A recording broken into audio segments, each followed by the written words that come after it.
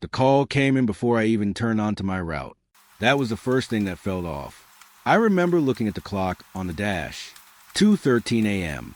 The kind of time where the world feels paused. No traffic, no noise, just long empty roads and the hum of the engine. Dispatch didn't say much. Just a welfare check. Single residence. No caller response. Line stayed open. That happens sometimes. Pocket dials. Old phones. People who hang up before speaking. Nothing unusual. But the way she said it, she's still on the line. I didn't ask who she was. I just acknowledged and drove. The address was on the edge of town. A place where street lights get thinner, then disappear. Houses spread apart. Fences leaning. Lawns overgrown, like no one's really been keeping up. I've been out there before. Not that exact house, but close enough. The road felt longer than I remembered. That was the second thing. My headlights kept catching the same mailbox twice. Same dent on the side. Same faded numbers. I slowed down the second time I saw it. Maybe I turned around without noticing. Maybe. Unit 12, you're still en route? Dispatch again. Her voice sounded closer this time. Not through the radio. Not exactly. Yeah, I said, just past a turn. A pause. You passed it already? I frowned. Checked the GPS. The pin was still ahead. No, I said, it's up the road. Another pause.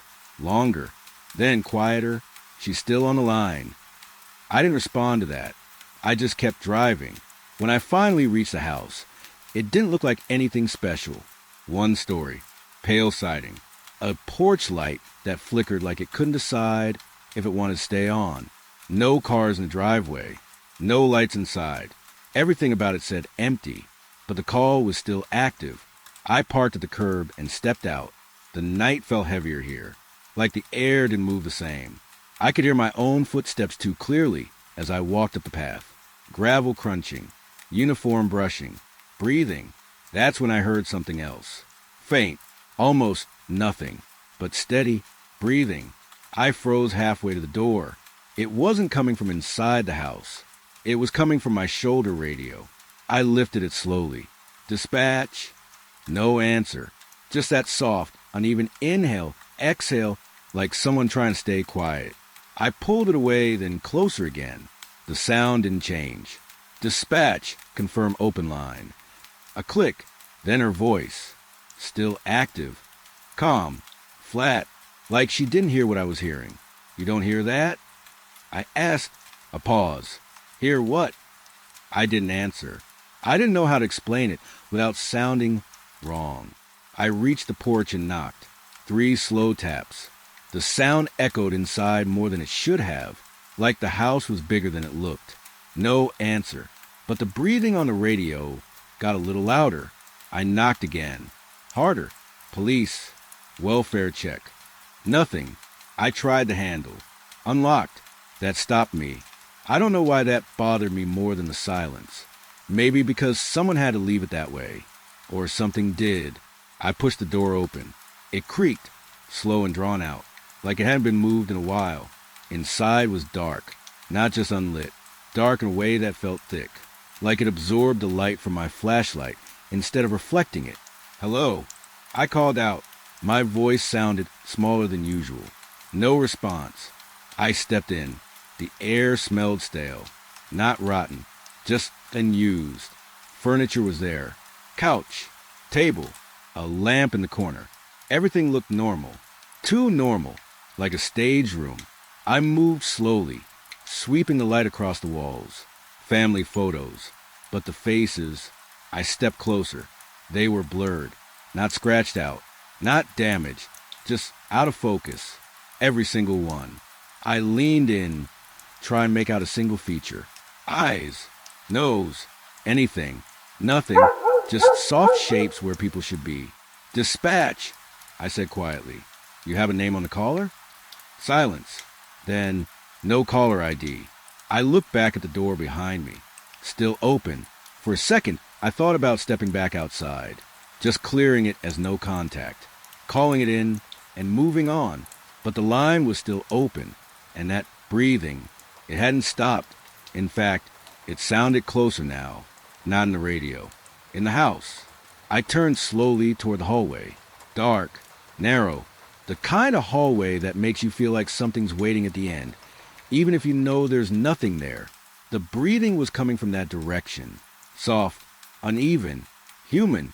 I took a step forward, then another. Each step felt heavier than the last. The floor creaked under my boots, and with each sound, the breathing would pause, like it was listening, then continue. I stopped halfway down the hall. "Police," I said. "If you can hear me, come out." The breathing stopped completely. Silence rushed in to fill the space. For a moment, I thought maybe it was over. Maybe whoever was had just a whisper, so faint I almost missed it. "Don't!" I froze. "Say again." Nothing. Just silence. Then the radio crackled. Unit 12. Dispatch again. But something was different. Her voice sounded delayed, like it was echoing from somewhere else. "You're already inside." I swallowed. "Yeah," I said. "I just entered." A pause. "No," she said. "You've been inside for 6 minutes." That didn't make sense. I checked my watch. 2:19 a.m. I'd arrived at 2:16. 3 minutes. Maybe 4. Not 6. "You sure?" I asked. Another pause. Then quieter. "I can hear you moving." My grip tightened on the flashlight. "I'm in the hallway," I said. Silence. Then, "You're not." A chill ran through me. I turned slowly, shining the light behind me. The hallway looked longer now. That wasn't possible. But it did. The front door, it felt farther away. And darker, like it was closing in on itself. "Dispatch," I said, trying to keep my voice steady. "Stay on the line." "I never left," she replied. That's when I noticed something. The breathing, it wasn't in front of me anymore. It was behind me, right at the end of the hallway. I turned, slowly. The beam of my flashlight shook just a little as it reached the far wall. There was a door. I hadn't noticed it before. Closed. The breathing was coming from behind it. Closer now. Louder. Like whoever was there was standing right on the other side. Waiting. I stepped forward. One step. Then another. Each step felt like I was walking into something I wouldn't be able to walk out of. My hand reached for the knob. Cold. Too cold. The breathing stopped. Completely.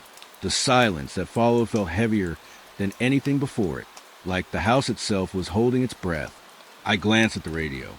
No sound. No static. Nothing. "Dispatch." I whispered. No answer. I looked back at the door. My hand tightened around the knob. And that's when I realized something. The breathing hadn't stopped. It had just moved. Slow. Right behind me. Close enough that I could feel on the back of my neck. Warm. Uneven. Not mine. I didn't turn around. I couldn't. Because something told me, if I did, I'd see who had been on the line the whole time. And somehow, I already knew it wasn't calling for help. The line never disconnected. That's what bothered me the most. I was still standing in that hallway, hand on the door when it hit me. The radio wasn't making that sound anymore.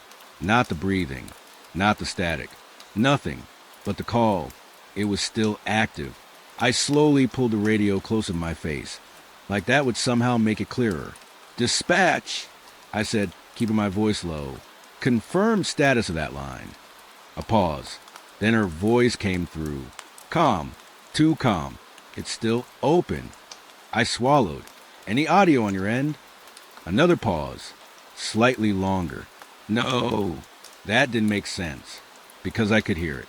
Not from the radio now. From the house. From somewhere close. I stepped back from the door. Just one step. Enough to breathe a little easier. Enough to tell myself I still had control of the situation. The hallway felt tighter than before. Like the walls had shifted while I wasn't looking. I turned my head slightly. The living room behind me looked darker. Not just unlit. Deeper, like the shadows had grown. That's when something clicked in my head. "Dispatch," I said. "You said the caller was still on the line. How long?" No answer right away. I could hear her typing. Slow. Careful. Then, 8 minutes. My chest tightened. "That's not right," I said. "I got the call maybe 5 minutes ago." Another pause. Then, the system logged it before it was dispatched to you. I didn't respond, because I didn't know how to. I looked back toward the front door again. It felt farther now, not just in distance, in access. Like if I tried to walk back, it wouldn't lead outside anymore. That thought stayed with me longer than it should have. Unit 12, she said softly. Yeah, you're still alone in the residence. It wasn't a question. It should have been. I didn't answer right away, because the truth was, I wasn't sure anymore. The breathing came back. Soft, slow, but this time it wasn't behind me. It was above me. I froze. My eyes moved up toward the ceiling. There was a vent. Old. Metal. Slightly open. The sound was coming from inside it. I stepped closer, raising the flashlight. The beam hit the vent cover. Dust. Rust along the edges. Nothing moving. But the breathing. It got clearer. Like whoever was inside wasn't trying to hide it anymore. Hello, I said, quieter this time. No answer. Just that steady inhale, exhale, then a shift. Something inside the vent moved. Not fast, not loud, just enough to make the metal tick. My grip tightened on the flashlight. Dispatch. I've got possible movement inside the structure, requesting backup. No response. Dispatch. Silence. I pulled the radio closer again. Nothing. No static. No voice. Just dead air. That's when I noticed something else. The breathing had stopped again. But this time, it didn't feel like it disappeared. It felt like it was waiting. I stepped back slowly, one step at a time. The hallway creaked under my boots, and each sound echoed longer than it should have. I kept my eyes on the vent. Nothing came out. Nothing moved. But I knew I wasn't alone in that house. I turned toward the living room again. Something had changed. I could feel it before I saw it. The front door, it was closed. I was sure I left it open. I know I did. I remember the way the cold air touched the back of my neck when I stepped inside. Now, nothing. No breeze. No outside noise. Just silence. Thick and heavy. I walked toward it slowly. Each step felt wrong. Like I was moving deeper instead of closer. I reached the door. Placed my hand on the handle. Warm. It hadn't been warm before. I hesitated, then pulled it open. Darkness. Not outside. Just darkness. No street. No car. No sky. Just empty black space where the world should have been. I slammed it shut. My breathing picked up. Fast. Uneven. For a second, I thought, maybe I was the one making that sound all along. But then I stopped, held my breath, and listened. There was again. Not mine. Slower. Closer. Right behind me. I didn't turn. I couldn't. Instead, I spoke. Who's in the house? No answer. But something brushed against the back of my uniform. Light. Barely there. Like fingers. I stepped forward fast, turning this time. Flashlight sweeping the room. Nothing. Empty. But the feeling didn't go away. It stayed. Like something was still standing right where I had been. Watching. Waiting. Then the radio cracked. Loud this time. Sudden. Unit 12. I almost dropped it. Yeah. I said too quickly. I lost you. A pause. Then, you never answered. My heart skipped. What do you mean? We've been calling you for the last 4 minutes. That didn't make sense. I've been talking to you. I said. Silence. Then, no, you haven't. A cold feeling settled in my chest. Then who? I stopped because I already knew the answer. Or at least, I had a feeling. The breathing came back again. But this time, it came through the radio. Clear. Close. Like someone was holding it right up to their mouth. I slowly lifted it closer to my ear. And for the first time, I noticed something inside that sound. Not just breathing. Words. Soft. Broken. Don't leave. My grip tightened. Who is this? I whispered. No reply. Just that same uneven breath. Stay. I shook my head. No. I said more to myself than anything. No, that's not happening. I started backing toward the hallway again. I don't know why. Instinct, maybe. or something else pulling me back. The door at the end was still there, closed, waiting. The closer I got, the louder the breathing became, not just in the radio. All around me, walls, ceiling, floor, like the whole house was breathing now, alive in a way it shouldn't be. I stopped a few feet from the door. My hand lifted slowly, not because I wanted to open it, but because it felt like I had to, like whatever was behind it had been waiting longer than I had. The radio crackled again.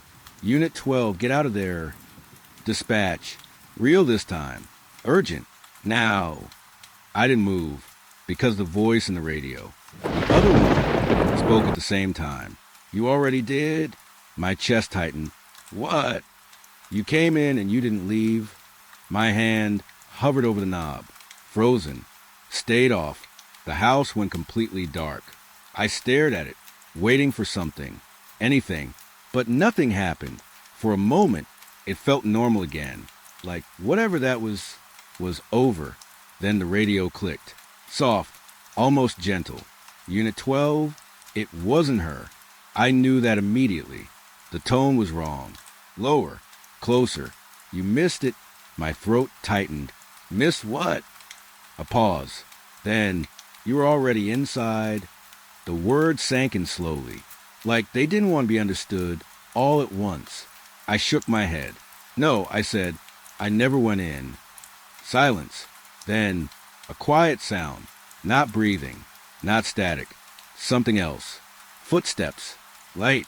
Slow. Coming from behind me. Inside the car. I froze. Didn't turn. Didn't breathe. The sound stopped. Then, the radio spoke again. You came back. My fingers trembled on the wheel. What are you talking about? No answer. Just that same quiet presence behind me. Heavy. Waiting.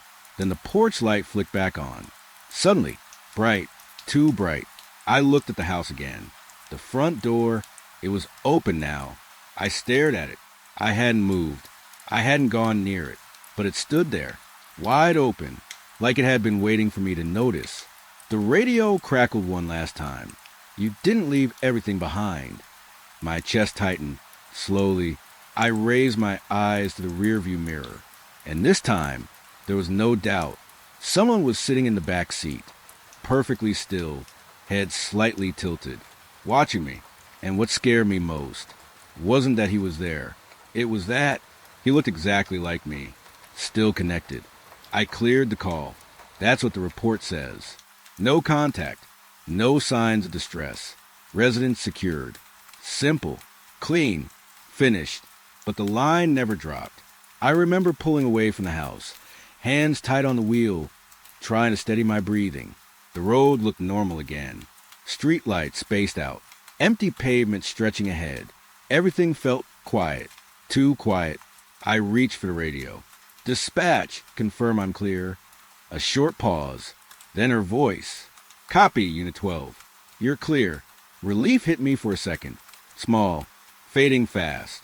Because right after she said that, I heard it. Soft. Close. Breathing. I froze. Didn't move. Didn't speak. Just listened. It wasn't coming through the speaker this time. It was underneath it, like something was still using the line, but hiding behind it. I pressed the radio harder against my ear. Dispatch! You still have that open line? A pause. Longer than it should have been. Then, what line? My stomach dropped. The welfare check. I said, the one I just cleared. Silence. Then typing. Fast. Sharp. I don't have any active calls under your unit. That's not possible, I said. You just dispatched me. Another pause. Then, no, I didn't. The words landed slow. Heavy, like they didn't want to make sense. Yes, you did, I said, trying to keep my voice steady. You stayed on the line the whole time. I haven't spoken to you in the last 10 minutes. The air in the car felt colder, thicker, like something had just shifted. I looked down at the radio. The display flickered. For a second, I saw a timer, still running. 14 minutes and 32 seconds. The call hadn't ended. Then who was I talking to? I asked. No answer. Just breathing. Still there. Still steady. I swallowed. Dispatch! Check call logs. Typing again. Slower now. Careful. There's no record of call to that address. I shook my head. That's not right. I was just there. A pause. Then, that address doesn't exist. Something inside me dropped. Hard.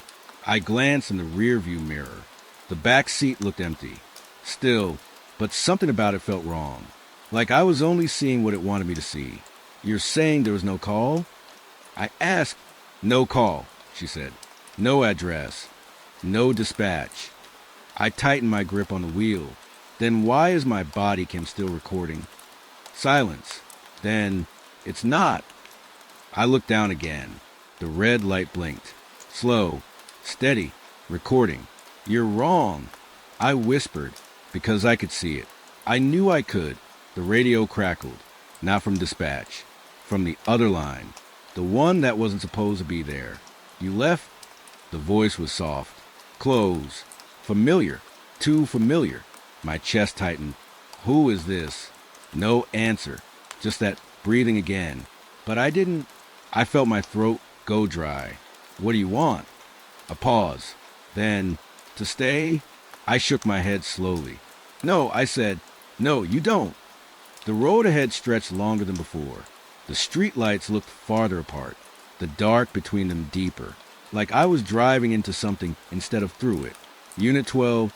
Dispatch said suddenly. Her voice sounded normal again. Grounded. Real. Where are you right now? I looked around. The road sign passed by on my right. Highway 37.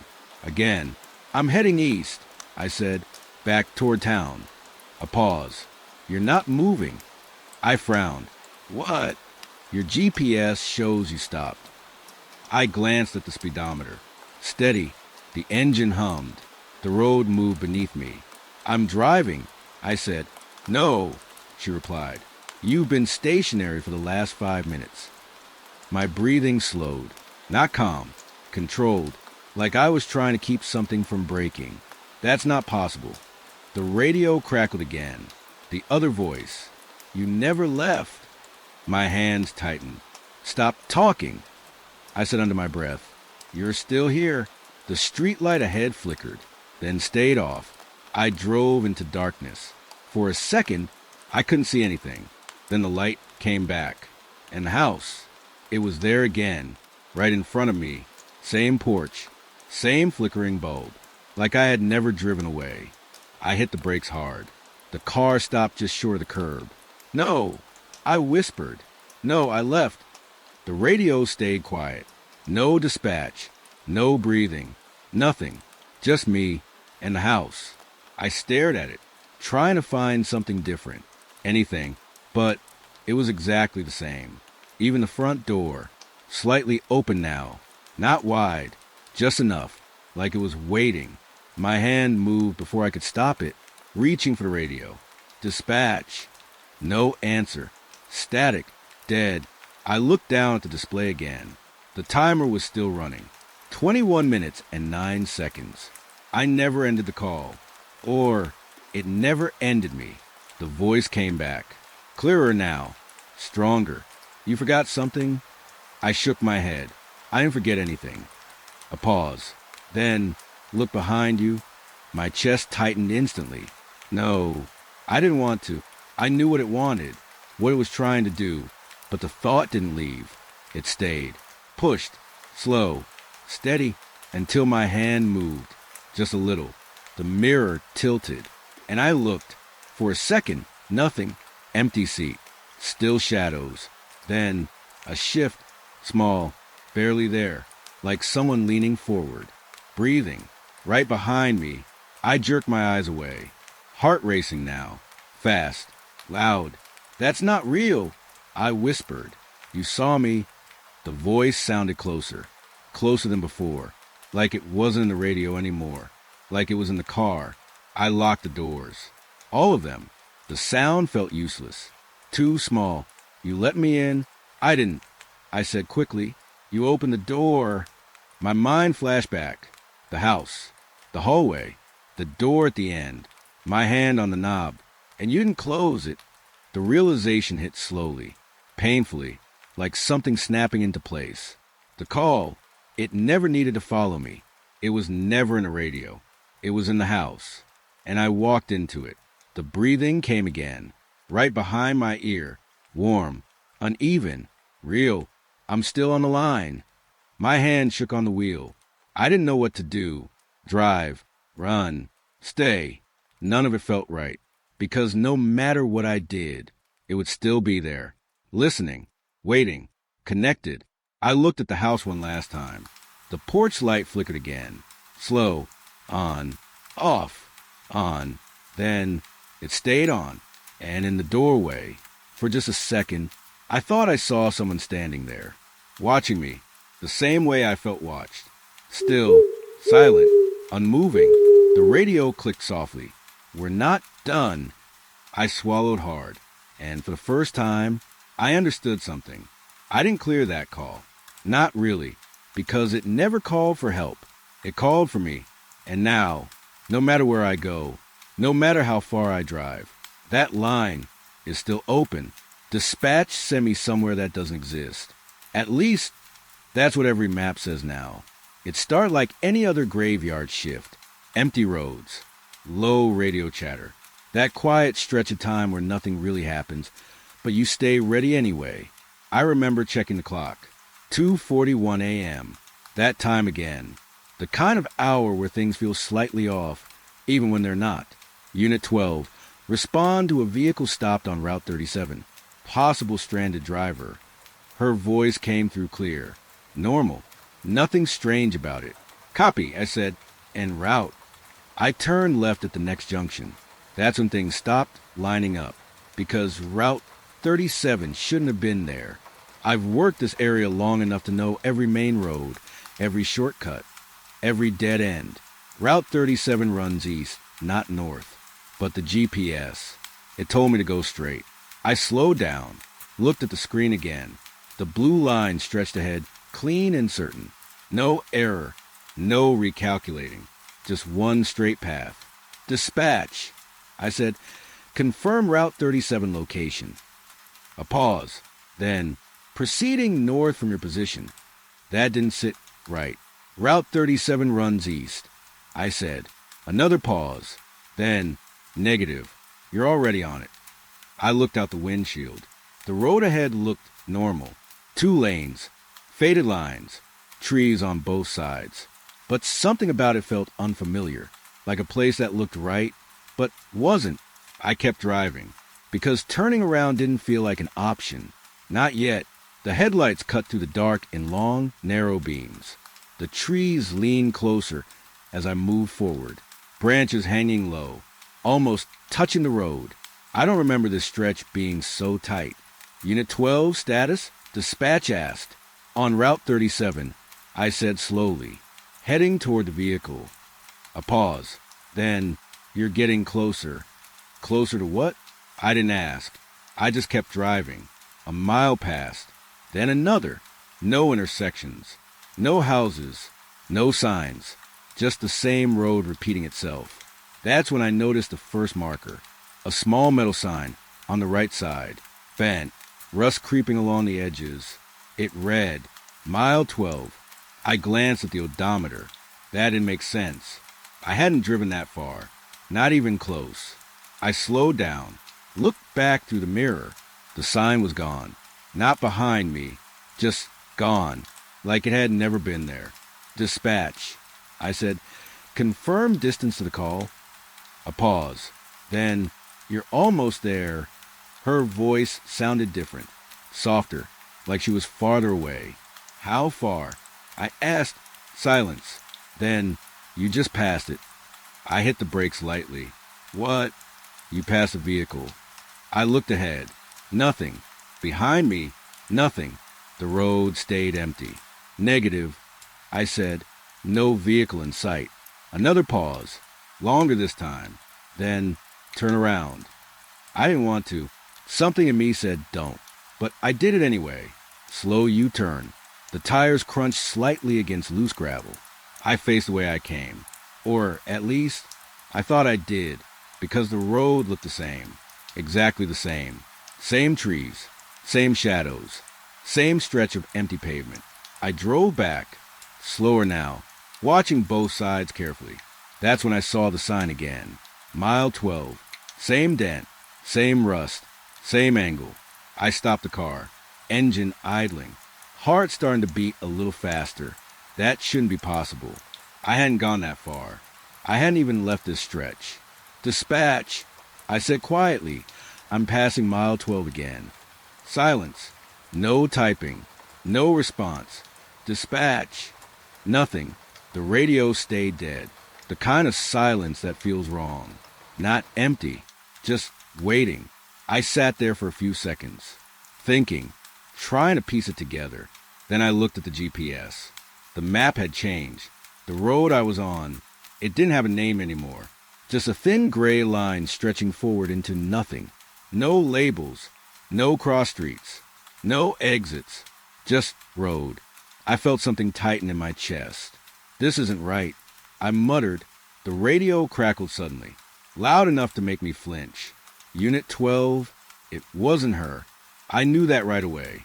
The voice was lower, slower, like it was being pulled through something. You miss me? I froze. Who is this? I asked. No answer. Just a faint sound. Breathing. Slow. Uneven. The same kind of breathing I'd heard before. Turn around. My grip tightened on the wheel. I already did. A pause. Then, not that way. A chill ran down my spine. I looked ahead. The road stretched into darkness. Endless. Unbroken. Then I looked behind me, and for the first time, I noticed something. Headlights. Far back. Dim. But there. A vehicle. Finally. Relief hit me fast. Sharp. Like I could finally end this. I've got visual, I said quickly. Vehicle behind me. No response. Not from dispatch. Not from the other voice. Just silence. I pulled the car to the side. Turned slightly, waiting for it to approach. The headlights didn't move. They stayed where they were. Far. Unchanging. I frowned.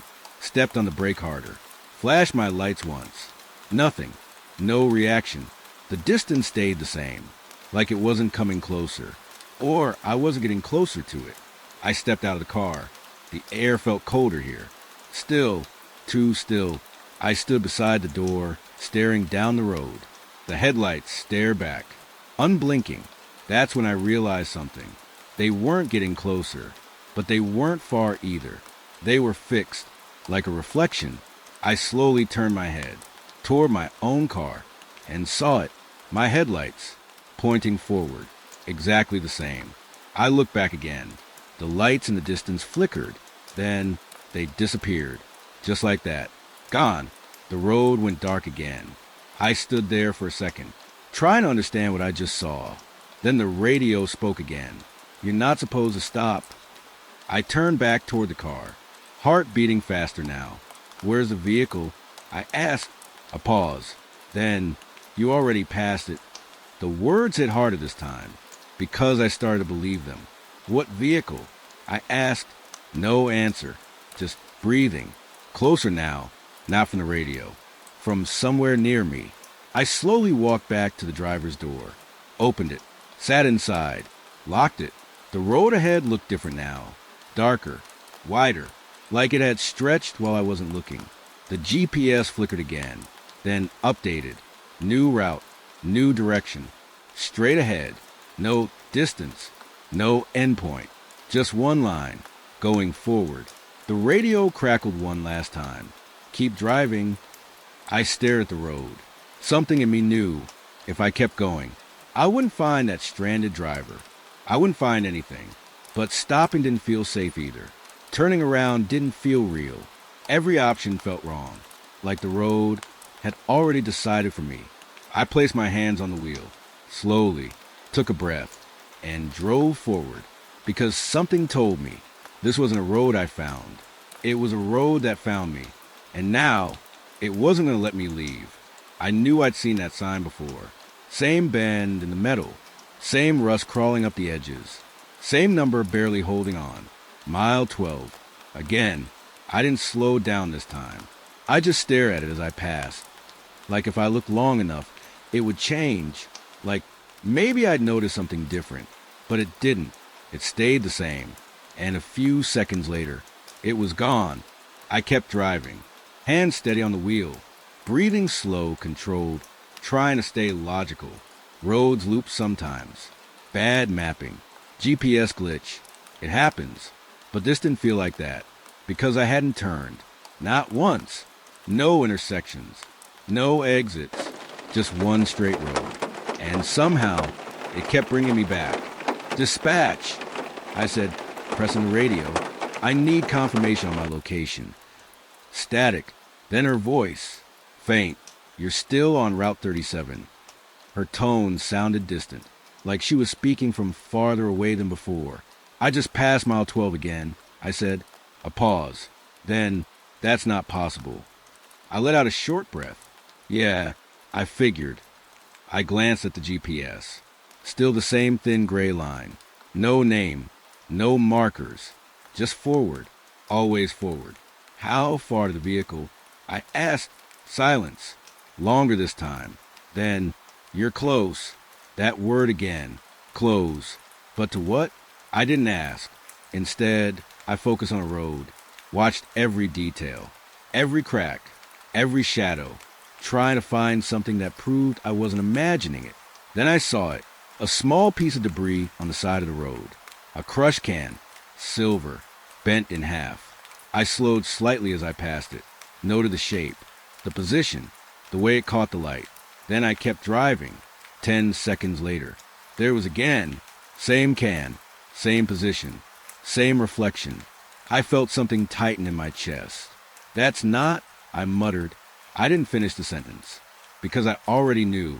I sped up a little. Just enough to test it. The road stretched ahead. Empty. Still. Then, mile 12. Again. I gripped the wheel tighter.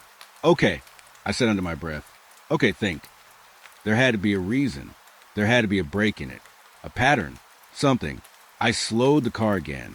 This time, I didn't pass a sign. I stopped right next to it. Engine idling. Headlights shining directly onto metal. I stared at it. Up close. Closer than before. The rust wasn't random. It formed lines. Thin. Uneven. Like scratches. I leaned forward slightly. Tried to make sense of them. And that's when I saw it. They weren't random at all. They were letters. Faint. Carved into the metal. I squinted. Adjusted the angle of the light. Slowly, the words came into focus. Turn back. My breath caught. I hadn't seen that before. I know I hadn't. Dispatch. I said quickly, there's a sign here. Static cut me off. Loud. Sharp. Then, don't. The voice again. Low. Close. Don't read it. I froze. My eyes stayed locked on the words. Turn back. My chest rose and fell slowly. Who is this? I asked. No answer. Just breathing. But this time, it wasn't calm. It sounded strained. Like whatever was speaking didn't want me to see that message. That thought stuck. Hard. Because it meant something else had been here. Before me. Someone else saw this. Someone else tried to leave a warning. I shifted in my seat. Looked ahead. The road waited. Same as before. Unchanged. But now, it felt different. Like it was watching me back. Testing me. I reached for the gear. Paused. Then slowly turned the wheel. Just a little. Enough to face the opposite direction. The car creaked slightly as it turned. I stopped. Looked down the road behind me. For a second, it looked normal. Just like the way ahead. But something in me felt lighter. Like this was the right move. I pressed the gas. The car rolled forward. Away from the sign. Away from mile 12. 5 seconds passed. 10. 15. No sign. No loop. Nothing repeating. Relief started to creep in. Small. Careful. Then, headlights appeared ahead. I frowned, because they were facing me. Coming toward me. But I had just turned around. There shouldn't be anyone here. The lights got closer. Slow. Steady. Then I realized something. They weren't moving. I slowed the car. Heart starting to beat faster again. The distance didn't change. No matter how fast I went, no matter how slow, the headlights stayed exactly the same distance away. Unmoving, fixed, like they were part of the road itself. The radio crackled. Wrong way. I clenched my jaw.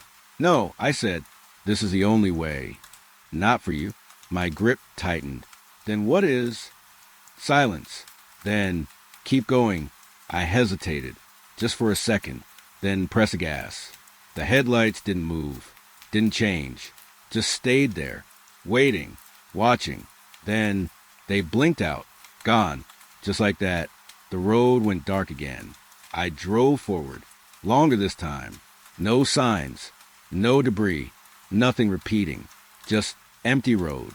And for a moment, I thought I had broken it, escaped it.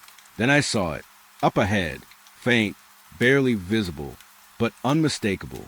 A bent metal sign, rust creeping along the edges. Mile 12, my chest tightened slowly. No, I whispered. I slowed the car, stared at it as I approached, hoping, praying, it would change, that it would be different. But as the headlights reached it, I saw the scratches again. Same letters, same message. Turn back. Only this time, there was something new underneath it. Fresher, cleaner, not rusted, not worn, carved deeper. I leaned forward, heart pounding now. The words were uneven, like someone rushed to write them, or didn't have much time. I read them slowly. He didn't. My breath caught. Didn't what? Didn't turn back? Didn't make it? Didn't leave? The radio whispered again, closer than before. You're still here? I felt it then, that realization. Heavy, cold, settling deep. It didn't matter which way I drove. It didn't matter what I chose. The road wasn't looping. It was holding me, keeping me in the same place, showing me the same thing, over and over, until I understood, or until I stopped trying. I stared at the sign one last time. Turn back. He didn't. My hand stayed on the wheel, still, tense, because I didn't know anymore if turning back meant leaving, or if it meant something else entirely. And the worst part was, something on that road already knew the answer, and it was waiting for me to make the same mistake. They said they couldn't find me. I was still driving when the first unit called it in. Dispatch! I got no visual on Unit 12. I heard it through the radio, clear as anything. Another officer, familiar voice, calm but confused. I frowned, tightening my grip on the wheel. I'm right here, I said, pressing the mic on Route 37. Silence, then dispatch. Unit 12, say again your location. I'm on Route 37. I repeated, northbound, mile 12. A pause, long, heavy. Then, there is no unit on Route 37. I blinked. What? Another voice cut in. Dispatch! I've checked both ends of 37. No sign of him. My chest tightened. That's not possible, I said. I'm on the road right now. No one answered me. The radio stayed quiet, like they hadn't heard a word I said. I looked out the windshield. The road stretched ahead the same as before. Dark, endless, no signs, no turns, just that same empty line pulling me forward. I'm right here, I said again, louder this time. Can anyone see my headlights? Nothing. Then a new voice, unfamiliar. Dispatch! His last known ping was 10 minutes ago. He hasn't moved since. My breath slowed, cold, controlled. I'm moving, I whispered. The speedometer said 55. The engine hummed steady. The road slid beneath me. But they were saying I wasn't moving at all. That's not right, I said into the radio. Check again. Static answered me. Then, they can't see you. The other voice. Closer now.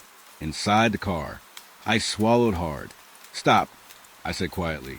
You're not where they are. I shook my head. No, but something about it felt true. I glanced at the GPS. Still blank. Still just that thin gray line. No marker for me. No position. Like I wasn't on the map anymore. Unit 12, Dispatch said again. Her voice sounded strained now. Repeat your last. Relief hit me fast. You can hear me? I said. A pause. Then, we're getting fragments. Fragments. Like I wasn't fully there. I'm on Route 37. I said slowly. I passed mile 12 multiple times. The road is looping. Static cut through my words. Loud. Harsh. Don't tell them. The whisper pressed right into my ear. They'll try to follow. My chest tightened. Follow what? I asked. No answer. Just breathing. Right behind me. I didn't turn around. I couldn't. Unit 12. Dispatch said again. We're sending backup. Stay where you are. Stay where I am. I almost laughed. I can't, I said. The road doesn't stop. Another voice broke in. Dispatch, I got something. My attention snapped back. What? She asked. I'm picking up a signal. Weak. Might be him. Where? A pause. Then, same coordinates as before. Silence filled the channel. Then, that's not possible, someone said. He's been there for 20 minutes. I felt my chest tighten again. I just got here, I said. No one responded. The road ahead flickered. Just for a second, like the darkness shifted. Then, I saw something. Far ahead, a shape, standing in the middle of the road. I slowed down, heart beating faster now. Dispatch, I said. I got visual on a person. Static, no answer. I kept driving toward it. Slow, careful. The shape didn't move, didn't react. Just stood there, waiting. As I got closer, details started to form. A uniform, dark, familiar. My stomach dropped. It was an officer, standing still, head tilted slightly down. Hey! I called out, lowering the window. You okay? No response. I pulled closer. The headlights hit him fully now, and that's when I saw his face. My hands tightened on the wheel, because it wasn't just familiar. It was mine. Same uniform, same posture, same face, looking right at me. But the eyes, they didn't move, didn't blink, just stared. I stopped the car. Engine still running. Neither of us moved. Dispatch, I whispered. No answer. The radio stayed dead. Then, the other me lifted his hand slowly, not waving, not signaling, just raising it, pointing, past me, behind me. I didn't want to look, but I did, slowly, turning my head just enough. The road behind me was gone. Not dark, not empty, gone, just black, endless, like I had driven off the map completely. My breath caught. I turned back. The figure was closer now. I hadn't seen him move, but he was closer, standing right in front of the car, still pointing. My hand shook slightly. What do you want? I asked. No answer. Then the radio came alive. Unit 12, but it wasn't dispatch. It was me, my voice, broken, distorted. If you can hear this. My chest tightened. Don't follow the road. The figure outside didn't move, didn't react, just stared. It's not a road. My breathing slowed, forced. It's a loop. The words echoed in my head. Loop. They won't find you. The figure leaned slightly closer to the windshield. You have to stop. I looked at him, at myself, standing there, still, waiting. Don't keep driving. The radio crackled. Then, you won't come back. Silence, complete. The transmission ended. I stared at the figure, trying to understand, trying to decide. Because if that voice was mine, then it meant one thing. I had already been here, already seen this, already tried to warn myself, and it didn't work. The figure lowered his hand slowly, then stepped back, 1 step, 2, 3, until he disappeared into the dark. Just gone, like he had never been there. I sat there for a long time, engine idling, heart steady now, not calm, just certain, because I understood something. They weren't going to find me. Not like this. Not while I kept moving. The road didn't lead anywhere. It just kept me inside it, looping, repeating, Waiting. I looked at the wheel. My hands rested there. Still, tense. Then slowly, I took my foot off the gas. Let the car roll to a stop. The engine hummed. Soft. Steady. The road stayed in front of me. But something about it changed. It didn't feel endless anymore. It felt patient, like it was waiting to see what I would do next. The radio crackled one last time. Faint. Good. Not my voice. Not dispatch. Something else. Something deeper. You finally heard. I didn't respond. I just sat there, in the quiet, in the stillness, not moving, because I didn't know yet if stopping was the way out or just another part of the trap.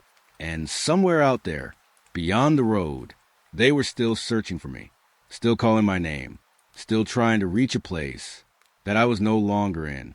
I don't remember writing it. That's the first thing that keeps coming back. I've gone over it again and again, every line, every word, every detail, and none of it feels like mine. But my name is on it, my badge number, my signature, stamped and logged at 2:17 a.m. I remember that night, or at least I thought I did. It was quiet, nothing major, a few routine checks, one noise complaint that turned out to be nothing. I finished my shift like any other, clocked out, went home, slept, normal, but the report says something else. I found it 3 nights later. I was in the station, going through old logs during a slow hour, just clearing paperwork, making sure nothing got missed. That's when I saw it. Case file 17-042, filed under my ID. Time, 2:17 a.m. Location, Route 37. My chest tightened the moment I read that, because I hadn't been on Route 37 that night. I was sure of it. I clicked the file open. The screen flickered for a second before loading. Then the report appeared. Short, too short. Subject located roadside. Male, unresponsive at time of contact. I leaned closer. Read it again. Simple, clinical, like any other report. But something about it felt off. The wording, it didn't sound like me. I scrolled down. Subject regained awareness briefly. Provided statement. I froze. A statement? I didn't remember talking to anyone. Didn't remember finding anyone. I kept reading. The text below was different, indented, like a recorded quote. I felt my hands go still on the desk, because the words that followed, they weren't normal. I saw the road open. I blinked. Read it again. I saw the road open. That's not something someone says in a report. Not like that. I scroll further. There wasn't anything there at first. Just dark. Then it started stretching. A slow breath left my chest. I looked around the station. Everything felt normal. Phones ringing in the distance. Low conversation from the front desk. Nothing out of place. But the words on the screen, they didn't belong here. They told me to stop. I didn't listen. I swallowed. They said it would keep going if I did. A small chill ran through me. I kept reading. I thought I could outrun it. The cursor blinked at the end of the line, waiting, like there was supposed to be more, but there wasn't. That was it. No name for the subject. No ID. No follow-up. Just that. I leaned back slowly, trying to make sense of it, trying to remember, but nothing came. Just blank space where something should have been. I scrolled back up, checked the header again. Badge number. Mine. Signature. Mine. Even the formatting matched how I usually write. Short sentences. Direct. Clean. Except for that statement. That part didn't fit. I clicked on the attachment tab. One file. Body cam footage. My stomach tightened. I didn't remember turning it on that night, but the file was there. Time stamped. 2:14 a.m. 3 minutes before the report. I hesitated, just for a second, then clicked play. The video loaded slowly. Black screen at first. Then static, a flicker, and then the image came through. Dark road. Headlights cutting forward. The camera angle. It was mine. Chest level. Slight movement with each breath. I watched closely, waiting for something familiar. Anything. But I didn't recognize the road. Didn't recognize the surroundings.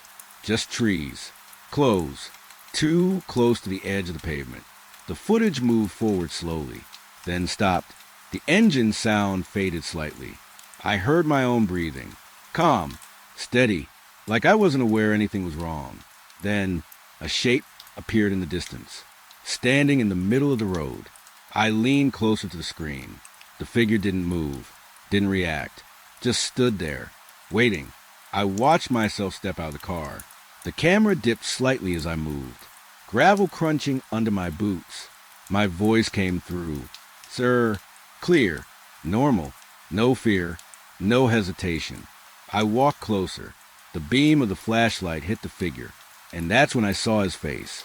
I froze, because I recognized him, not from memory, from somewhere else, somewhere recent. But I couldn't place it. The man looked tired, pale, eyes wide like he hadn't slept in days. He stared straight at the camera, at me. You shouldn't be here, he said. His voice was weak, shaking. I heard myself respond. Sir, are you injured? He didn't answer, just shook his head slowly. Then, you came from it, didn't you? A pause. My voice again. What? The road, he said. You saw it. I felt something tighten in my chest. Even watching it now, it didn't feel like a normal conversation. I don't know what you mean, I said. The man stepped closer. Too close. His face filled the frame. You went through it. The screen flickered slightly. Static crawled along the edges. I didn't, I said, but even on the recording, my voice sounded uncertain, like I wasn't fully sure. You did, he whispered. You just don't remember yet. The image glitched, just for a second, then snapped back. The man was gone. I stepped back suddenly in the footage. Flashlight moving fast across the road. Empty. No one there. I could hear my breathing change. Faster now. Uneven. Dispatch. I called out. No response. Just static. The camera shook slightly as I turned, looking down the road, looking behind. Nothing. Then a sound, faint, from somewhere behind me. Breathing. I watched myself slowly turn. The flashlight being dragged across the dark. And then the video cut. Just like that. Black screen. End of file. I sat there for a long time. Not moving. Not thinking. Just staring at the screen. Because I knew something now. Something I couldn't ignore. That man, he wasn't the subject of the report. He was the one giving the statement. And the words he said, they were the same ones written in the file. Which meant I didn't write that part. I recorded it, copied it, filed it, like it was normal, like it made sense. But the part that scared me most wasn't the man, wasn't the road, wasn't even the missing memory. It was what he said. You just don't remember yet. I looked back at the report, at the timestamp, 2:17 a.m. Then I checked the current time, 2:16 a.m. My breath slowed, careful, controlled, because I understood something in that moment. That report, it wasn't from the past. It was from what was about to happen. And somehow, I had already written it. I know what I wrote. That's the problem. Every report I've ever filed, I can picture it. The tone, the structure, even the small habits. Short lines, clean details, no extra words. This one looked exactly like that. And I still don't remember writing it. I found it the same way. Late shift, quiet night, nothing urgent, just paperwork. I wasn't even looking for it. It showed up when I searched my badge number. Another case, filed 2 nights after the first one. Timestamp, 2:22 a.m. 5 minutes after the last report. My chest tightened when I saw the location. Route 37. Again, I didn't click it right away. I just stared at the screen, waiting for something to feel familiar. Nothing did, but my name was still there. My badge, my signature, everything lined up. So I opened it. The report loaded slower this time. The screen flickered once, then twice, then it settled. The first line hit harder than I expected. Arrived on scene. Residents already unsecured. Residents? There wasn't a house on Route 37. Not that I remembered. I kept reading. Front door open. No signs of forced entry. My hand rested on the mouse. Still, because I couldn't picture it. No house, no door, nothing, just that road. Empty, dark, endless. But the report didn't match that. Interior silent, lights non-functional. I leaned closer to the screen, trying to force a memory. Anything. But all I got was a dull pressure behind my eyes, like something was pushing back, proceeding inside. I froze. Inside what? I scrolled faster now. Living area intact. No immediate disturbance. The words felt wrong, like they belonged to someone else. But the way they were written, it was me. Exactly how I describe a scene. Calm, detached, precise. Photographs present, faces obscured. My breath slowed.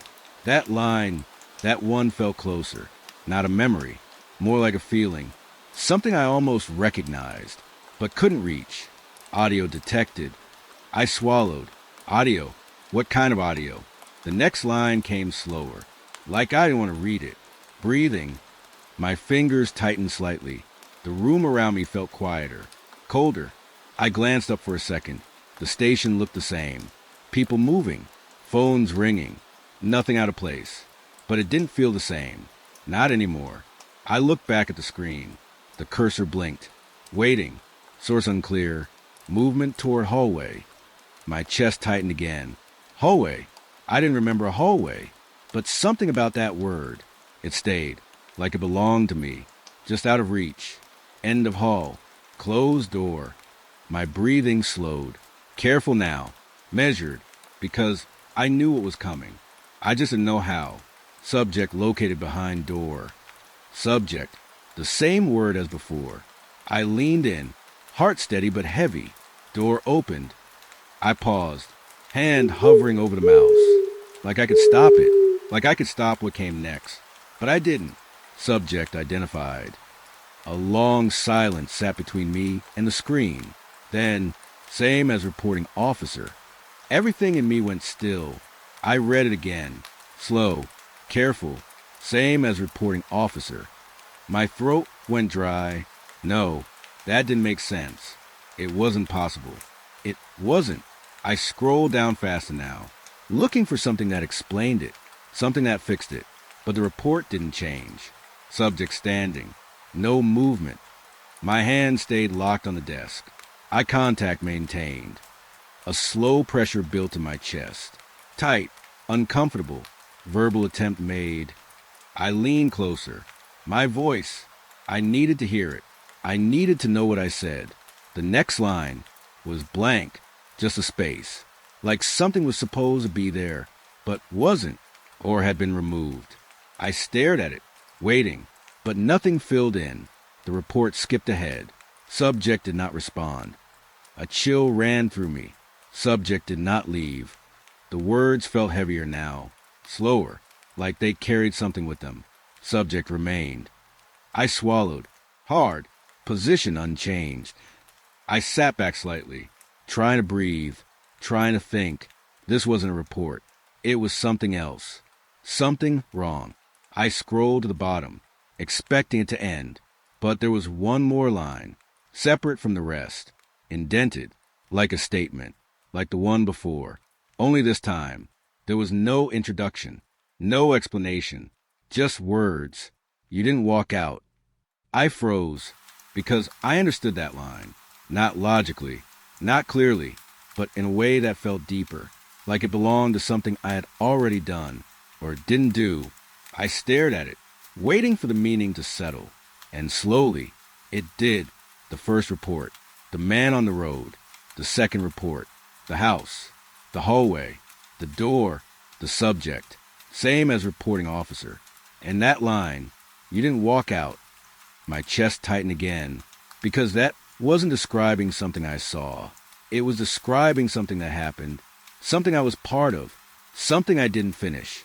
I checked the time again. 2:21 a.m., 1 minute before the report. My breath slowed. Careful, controlled, because the pattern was clear now.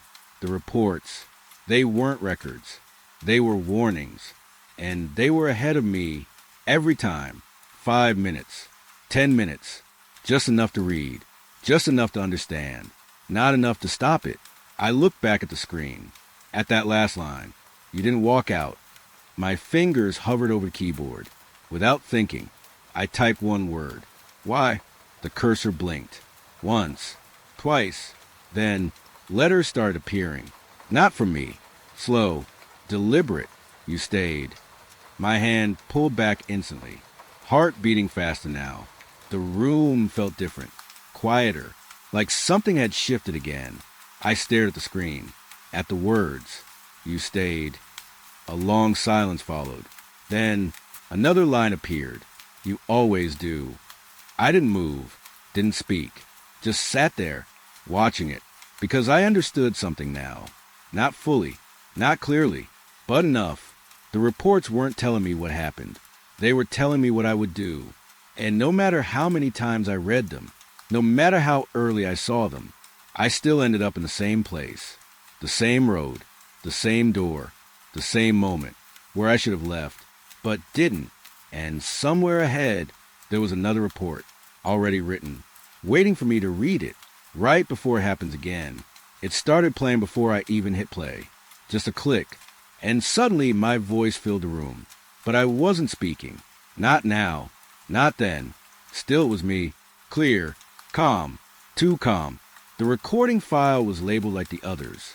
Same format. Same timestamp chain. 2:28 a.m.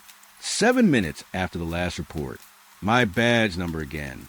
My signature again. But this time, there was something new written under it. Audio confession recovered.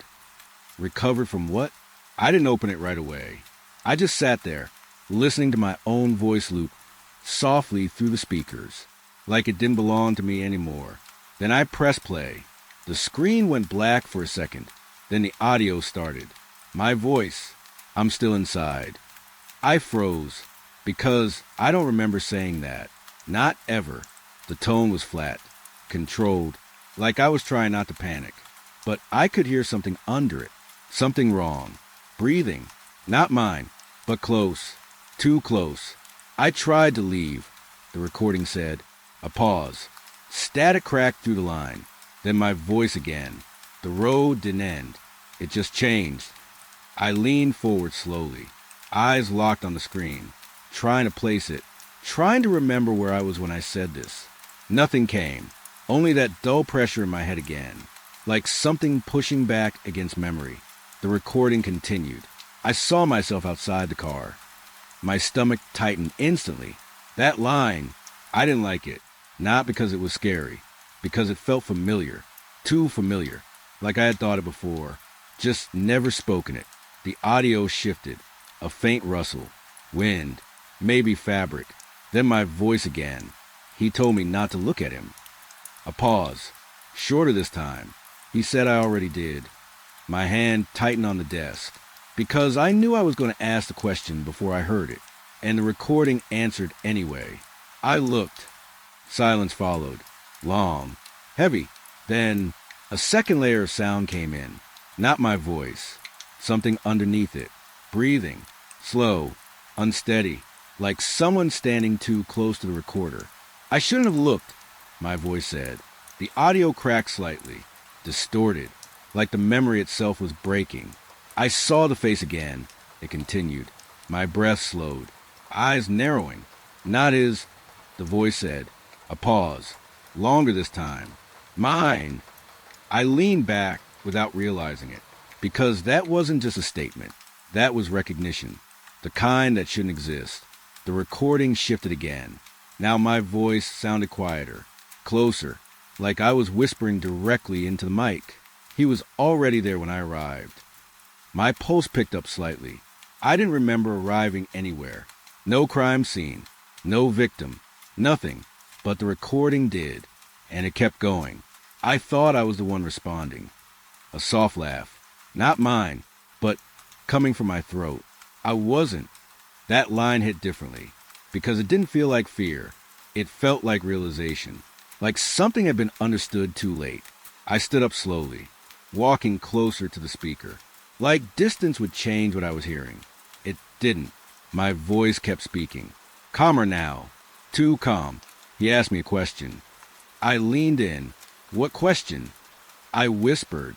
The recording answered immediately. Why I came back. My chest tightened. The words didn't land like information.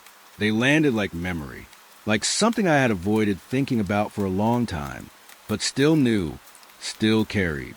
I didn't know how to answer, the recording said. Then, static, sharp, loud. My voice broke through it. I still don't. A pause. Then something changed. The tone shifted, slightly off, like the voice wasn't alone anymore, like something else was speaking through it. You already answered, it said. My skin went cold, because that wasn't me anymore. Not fully. I could hear it. The distortion, the overlap. Two voices trying to fit into one. You wrote it down, it said. I stared at the screen, not blinking, not moving. Then the recording continued, filed after midnight. My stomach dropped slightly, because that matched the file name. Exactly. You signed it, the voice said. A pause. Then, you always do. My breathing slowed, because I remember that feeling now. Not the event, not the place, but the moment after, when I read something I shouldn't have written, and still accepted it as mine. The audio shifted again. Now it sounded further away, like the speaker was being moved, or dragged. I tried to show them. My voice said, a softer tone now, almost tired, but they couldn't see me. I frowned slightly. That line again. They couldn't see me, I repeated under my breath. The recording continued, so I stayed. Silence. Then a new sound entered. Not static, not breathing. Footsteps. Slow, measured, inside the recording. Not outside, inside the memory. I stopped trying to leave. My voice said, a pause. Then, because I already had. My hands went still, because that didn't make sense. Not logically, but emotionally, it did. That strange pull of recognition again, like something I had forgotten on purpose. The recording dropped in volume, almost like it was fading, but the last line came through clearly, too clearly. He's listening now. I froze, and for the first time, I heard something in the room that wasn't the recording, a soft breath. Behind me, I didn't turn right away, because I already knew what I would see, and more importantly, I wasn't sure which version of me would be there when I did. The screen updated before I touched anything. No click, no input, just change. A new line appeared at the bottom of the case file, like it had been waiting for me to notice it. Final status. Case closed. I froze, because I hadn't closed anything. Not this case. Not the last one. Not even the first. My fingers hovered over the mouse. But I didn't move. I just stared at the words. Case closed. Simple. Clean. Final. But it felt wrong, because nothing about this was finished. Not the road. Not the reports. Not the voice I kept hearing when I shouldn't. Then the line shifted. It updated again, right in front of me, like the file was breathing. Case closed by officer ID, 12-07. My badge number, my name, my signature. I leaned back slightly, slow, careful. No, I whispered, because I hadn't done it. I hadn't closed anything. I looked at the timestamp, 2:31 a.m. My stomach tightened. That was 5 minutes ahead. 5 minutes I hadn't lived yet. The screen flickered once. Then the file expanded. Another paragraph appeared, without warning, like it was always there, just hidden, waiting. Subject confirmed stable at time of closure. My breath slowed. Stable? What subject? There was no subject anymore. Not officially. Not in any file I could trace back clearly. Just fragments. Voices. Roads that didn't exist properly. And now, this. Officer returned to patrol route without incident. I shook my head slightly. No, I said again, but quieter this time, because I remembered something I didn't want to. That empty stretch of road. That feeling of driving without knowing if I was moving forward or already trapped in place. The file kept going, like it didn't care what I believed. Memory discrepancy noted. I blinked. Memory discrepancy. That sounded too clinical for something that felt like panic. Too clean for something breaking inside my head. Then a new line appeared, and this one didn't feel like documentation. It felt like observation. Correct. Personal. You will not remember closing this case. My throat tightened. I stood up slowly, chair scraping faintly behind me. I stared at the screen like it might change if I looked long enough, but it didn't. It just stayed there, patient, certain. You will log it. The file continued, and you will forget writing it. My pulse picked up slightly, because I knew that pattern. I had seen it already. Reports I didn't remember writing. Audio I didn't remember recording. Voices that sounded like me but weren't fully me anymore. I stepped closer to the monitor. The glow lit up my face. Cold. Flat. You will see the road again, it said. My chest tightened. That line felt different. Not prediction. Instruction. I swallowed hard. No, I said under my breath. But even I didn't sound convinced anymore. The file updated again. Faster now, like it was responding to me. Closure is required for continuation. I frowned. Continuation of what? The system? The case? My shift? Or something else entirely? My hand hovered over keyboard, then stopped, because I realized something small. Important. There was no logout option. No exit. No back button. Just a file. Just me, and whatever was writing through it. Then, a soft sound came from the radio behind me. Static. Low. Unstable. I turned slightly. Not fully. Just enough to listen. Officer 12-07. My breath slowed. That wasn't dispatch. It was the system. The same tone from the recordings. Flat. Mechanical. But underneath it, something else. Almost like breathing, try and match it. Confirm closure. I stared at the radio, then back at the screen. The file was still open, still waiting. My fingers slowly moved toward the keyboard, not because I wanted to, but because something in me already knew the motion, like muscle memory from a life I couldn't fully access anymore. The cursor blinked, waiting. I hesitated, just for a second, then typed. Not closed. I hit enter. The screen paused. For the first time. It didn't update immediately. It just stayed still. Silent. That silence lasted longer than anything else so far. Then, the file erased my words. Not corrected them. Not rejected them. Just removed them, like they were never allowed to exist. And replaced them with one line. You already confirmed it. My hand stopped. Cold spread to my fingers. Because I didn't remember confirming anything. But the system said I did. And worse, it believed it. The radio crackled again. Closer this time. Closure recorded. I turned fully now. Slowly. The station around me felt different. Quieter. Like the room was holding its breath. The lights flickered once overhead. Then stabilized. But something fell off in the space between those 2 seconds. Like time had bent slightly. I looked back at the screen. The final line had appeared. Bigger. Bolder. Final. Case closed before it happened.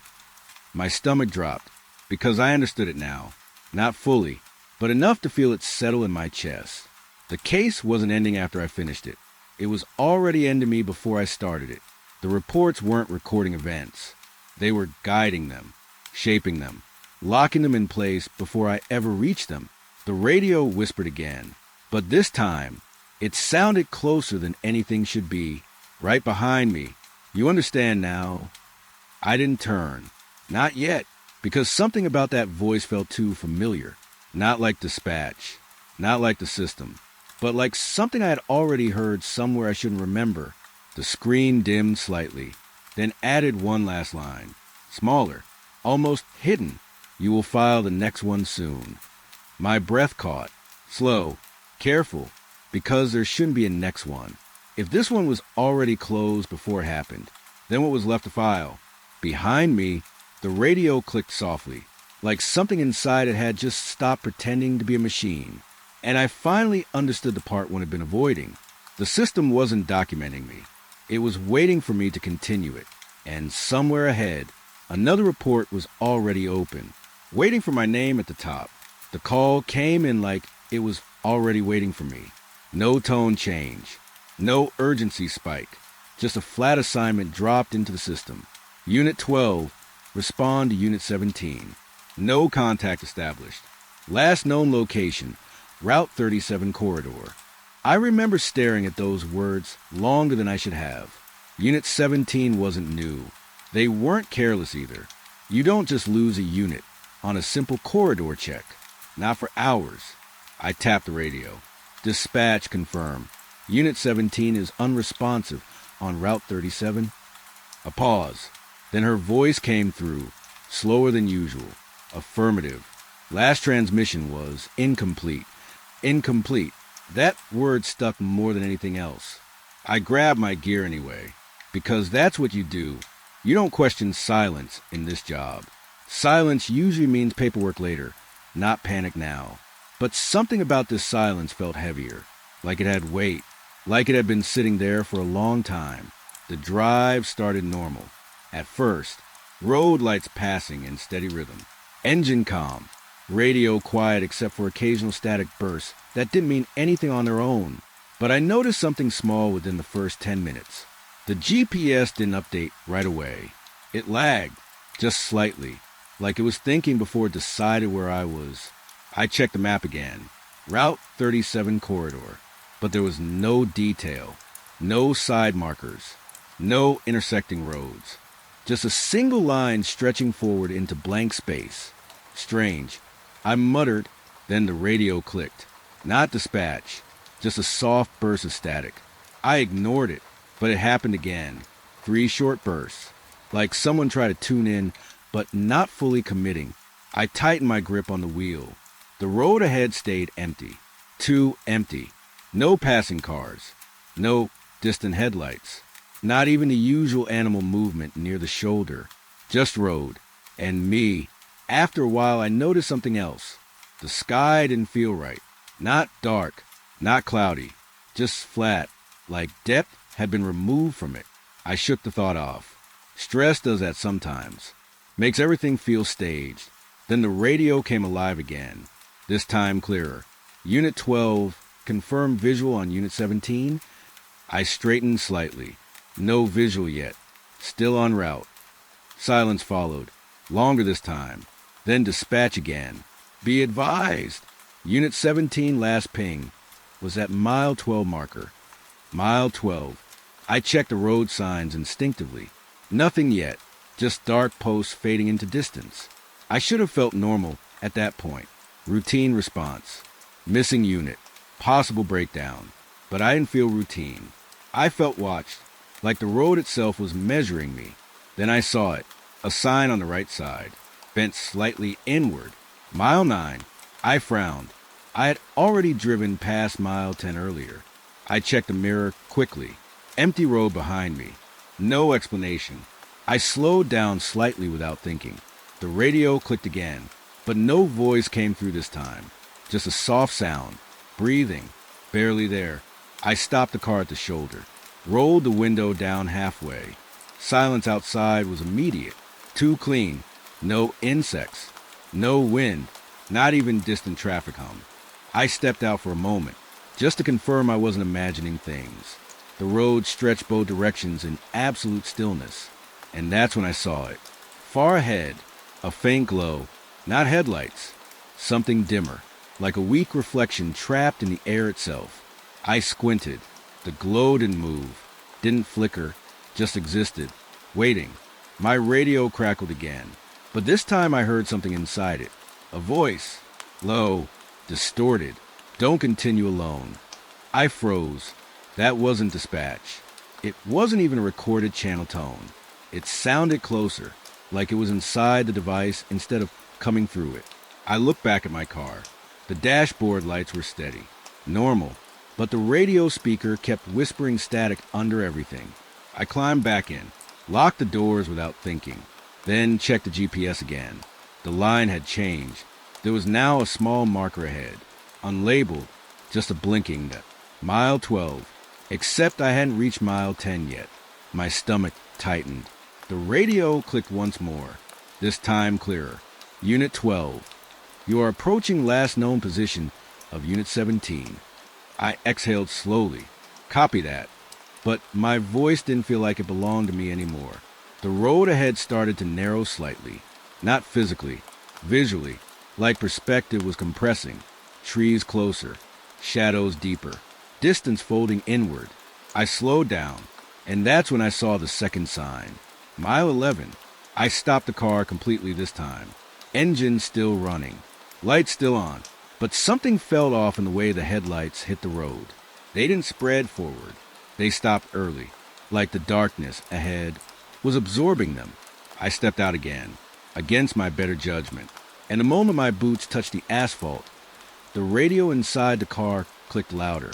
Too loud, like it was reacting to me leaving. I walked a few steps forward, then stopped, because I heard it. Footsteps. Ahead. Slow. Controlled. Coming from the same road I was on, but I couldn't see anyone. I raised my flashlight. Nothing. Just empty road stretching forward. Then the radio whispered again, and this time it said something I didn't expect. Relief unit confirmed. I frowned. Relief unit?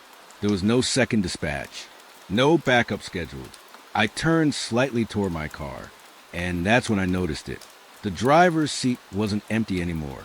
Someone was sitting there, head slightly tilted, facing forward, not moving. My breath stopped for a second. I took one step back instinctively. The figure didn't react, didn't turn, just stayed still, like it always been there. My hand moved toward my weapon without thinking, but before I could react, the radio inside the car spoke again, clearer than ever. This unit has arrived. I looked at the dashboard. The radio light was steady now, not flickering, not glitching, just on, and the voice wasn't coming from static anymore. It was coming from inside the system like it belonged there. Unit 17 is no longer active. I felt my throat tighten. I took a slow step closer to the car. The figure inside didn't move. I raised my flashlight slightly, and for the first time, I saw the badge on the uniform. My badge. I froze completely, because that meant one thing. Either I was outside the car, or I was never supposed to be. And somewhere in the distance ahead of Route 37, something was still waiting for the unit that was assigned to arrive, even if it already arrived before I ever left. The first thing I saw was the headlights. Still on, still pointing at nothing, like the car was waiting for someone who never arrived. But I was already standing right next to it, and that didn't make sense, because I remembered stepping out. I remembered walking away from it, but now I wasn't sure who I was supposed to be. The patrol car sat in the middle of Route 37, like it had been dropped there by something that didn't understand placement. Engine humming, soft, steady, too steady. The kind of sound that shouldn't exist without a driver inside it. The driver's door was open, slightly, swaying just a little in the wind. That didn't feel like wind. I took a slow step forward, then stopped, because the radio inside the car crackled. Not once, not randomly. It reacted, like it knew I was there. Unit still active. Static swallowed the rest. I frowned, because I recognized that tone. Dispatch systems don't sound like that. That wasn't control room static. That was something trying to speak through broken rules. I walked closer, one step at a time, careful, like the ground might remember me too loudly. The windshield was covered in a thin layer of dust, but not evenly, like someone had pressed their hand against it, and then erased it halfway through. I swallowed. "Hello?" I called softly. My voice didn't echo. It just disappeared into the air. No bounce. No return. That was the first real wrong thing. Sound should have answers. This didn't. The radio crackled again. Closer this time. Unit 17 status unclear. My chest tightened instantly. Unit 17. That was the assignment. The reason I was here. But now hearing it spoken inside this car made it feel like I had already failed before I arrived. I reached the open door. Paused. Because something inside told me not to look too fast. I leaned in slowly and saw it. The driver's seat. Empty, but not untouched. The seatbelt was fastened, like someone had just stepped out for a second and forgot to come back. My eyes dropped lower. Mud on the floor mat. Fresh. Still damp. but I hadn't seen rain. Not anywhere on this road. The radio hissed again, and this time I heard something else behind the static. Breathing. Not loud, not dramatic. Just there, like someone leaning too close to a microphone without realizing it was on. I stepped back. Instantly, my instincts fired before my thoughts did. This wasn't normal equipment behavior. This was presence behavior. Something still using the system, but not officially. I circled the car slowly. Every step felt like it was being counted, measured, recorded. The trunk was slightly open, just a crack, not enough to notice from far away, but enough to feel intentional up close. I reached for it, stopped, hand hovering, because I realized something. The car wasn't abandoned. It was left. There's a difference. Abandoned means forgotten. Left means paused, like someone intended to return, or intended for someone else to arrive. The radio suddenly cut loud again. Status update required. Then static slammed through the speakers like a hand hitting glass. I flinched. The trunk popped open fully. By itself. No click. No warning. Just open. I froze because I hadn't touched it, and nothing else was near it. Slowly, I stepped forward. The smell hit first. Not strong. Just wrong. Metallic. Like warm air inside a closed space that had been breathing too long. I leaned in and saw it inside the trunk. A patrol vest, folded neatly. Too neatly, like it had been arranged. Not dropped, not stored. Arranged. And on top of it, my badge. I stared at it, longer than I should have, because I knew I had it on me. I touched my chest. Empty. No badge. My breath slowed. Carefully now. Controlled. No! I whispered, but my voice sounded unsure. The radio behind me crackled again, this time softer, almost gentle. Unit 12, confirmation required. My stomach tightened. Unit 12. That was me. But hearing it from this car made it feel like I was being referred to in third person, like I was already outside the system speaking about myself. I turned slowly, looked back into the driver's seat. The radio light was blinking now, not random, patterned, like a heartbeat trying to learn rhythm. Then I saw something on the dashboard, a log screen, still open, still active, and my name was on it, not as the driver, as the subject. I stepped closer, against better judgment, and read the first line. Officer located vehicle at 2:41 a.m. I frowned instantly, because I wasn't supposed to be here at 2:41. I was supposed to be en route, still moving, still searching, but the log didn't care. It continued. Subject exited vehicle upon arrival. My breath caught slightly. Exited. That meant I had been here before. Already. But I didn't remember arriving, only finding it. Now I wasn't sure which one was real. The log kept going. Unit 17 status transferred. Transferred. My eyes narrowed. Transferred to what? I leaned closer, and that's when the radio spoke again. But this time, it wasn't static. It was clean, too clean, like it had been reset. Unit 12, do you confirm position? I didn't answer immediately, because I wasn't sure where I was anymore. Then I said it anyway. Route 37. Silence. Then, incorrect. My chest tightened. What do you mean incorrect? I said, the radio didn't hesitate. Car is stationary.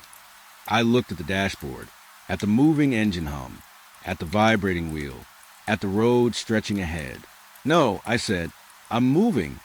A pause. Long. Then, you're recorded stationary. My throat went dry, because I understood what that meant. The system wasn't watching me from the outside. It was defining me. I stepped back from the car, slowly. The headlights flickered slightly. Not malfunctioning. Responding. Like the car itself was reacting to the conversation. Then the radio spoke again. Lower. Closer. Subject not recovered. My pulse picked up. Recovered from what? I asked. Static returned. But underneath it, something new. A tone I hadn't heard before. Familiar. Too familiar. My own voice. You didn't leave yet. I froze completely, because I knew that voice. It was mine, but not now, not here. The radio continued. You're still inside the assignment. I stepped back again, heart pounding now. The patrol car lights flickered brighter for a second, then dimmed, like they were adjusting to something unseen. And in that moment, I noticed something behind the windshield. A reflection, but not mine, not fully. A second figure sitting in the driver's seat, still facing forward, wearing my uniform, hands on the wheel, like the car had never been empty at all. I stumbled back instinctively, but when I looked again, the seat was empty. The radio whispered one last time. Soft, final, Unit 12 still active. And suddenly I wasn't sure anymore if I had found the car or if the car had been waiting for me to find it, because somewhere in the system, my name was still driving forward without me. The radio didn't go silent after that. It got worse, because the silence would have meant it ended.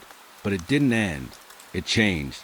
I stood a few steps away from the patrol car, still staring at the empty driver's seat.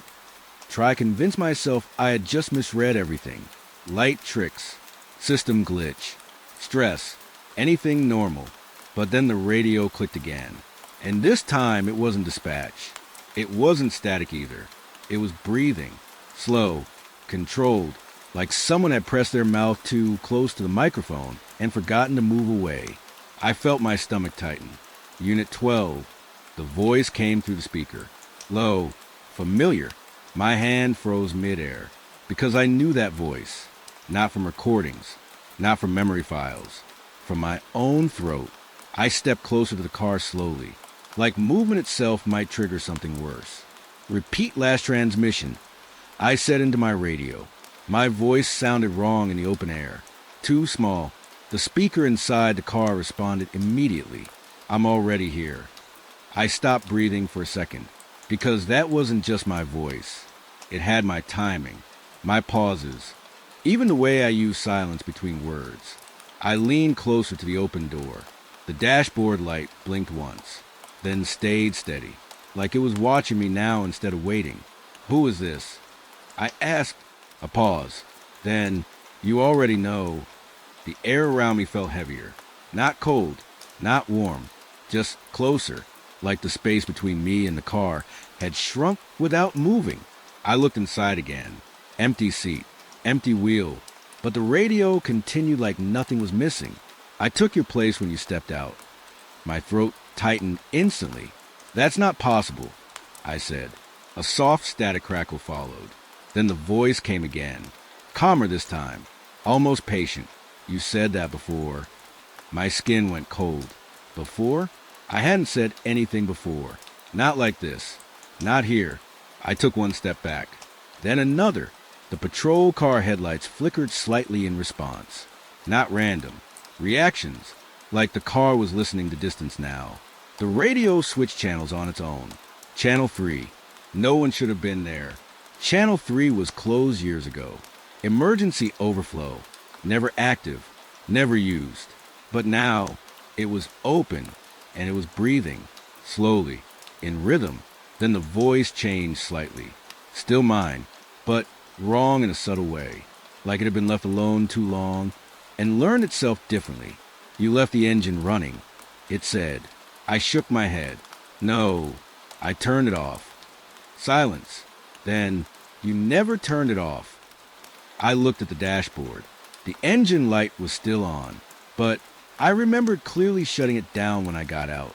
I remembered the click, the vibration stopping. But now the engine hum was back.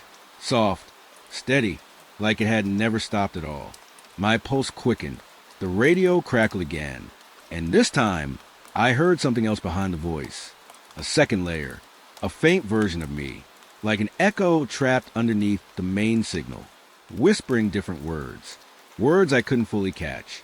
I leaned closer without thinking, trying to hear it. That was my mistake, because the main voice noticed. You're listening now, it said. I stepped back immediately. What happened to Unit 17? I asked. The radio went quiet for a second, just long enough to feel intentional. Then, I am Unit 17. My breath stopped. No, I said instantly. Unit 17 was missing. I came for them. A soft sound came through the speaker, almost like laughter, but not mocking. Tired. You came after me. It corrected. My mind struggled to align the words, because that meant I wasn't the one arriving. I was a follow-up, the echo, the replacement. I turned sharply toward the road behind me. Empty. No backup lights. No second unit. No movement at all. Just endless Route 37 stretching into dark that didn't behave like distance. I turned back to the car. The radio voice was still there, now softer, closer. You keep looping the assignment, it said. I frowned. Looping? A pause. Then, you keep coming back to the moment you arrive. My chest tightened. That sentence didn't feel like explanation. It felt like correction, like I had been doing something wrong, repeatedly, without noticing. I looked at my hands. Still real, still shaking slightly. But suddenly I wasn't sure if they belonged to the same version of me that started this shift. The radio hissed again. Channel 3 stayed active. Then a new sound entered. Footsteps. Inside the car. Not outside. Inside the cabin. Slow. Measured. Like someone pacing behind the driver's seat. I froze completely. Because the seat was still empty, but the sound didn't match empty. It matched presence. Do you remember exiting the vehicle? The voice asked suddenly. I hesitated. Yes, I said, but even as I said it, I wasn't fully sure. A faint delay came through the radio, like the system was checking my answer against something else. Then, no, it replied. You recorded the exit, but you did not perform it. My throat went dry.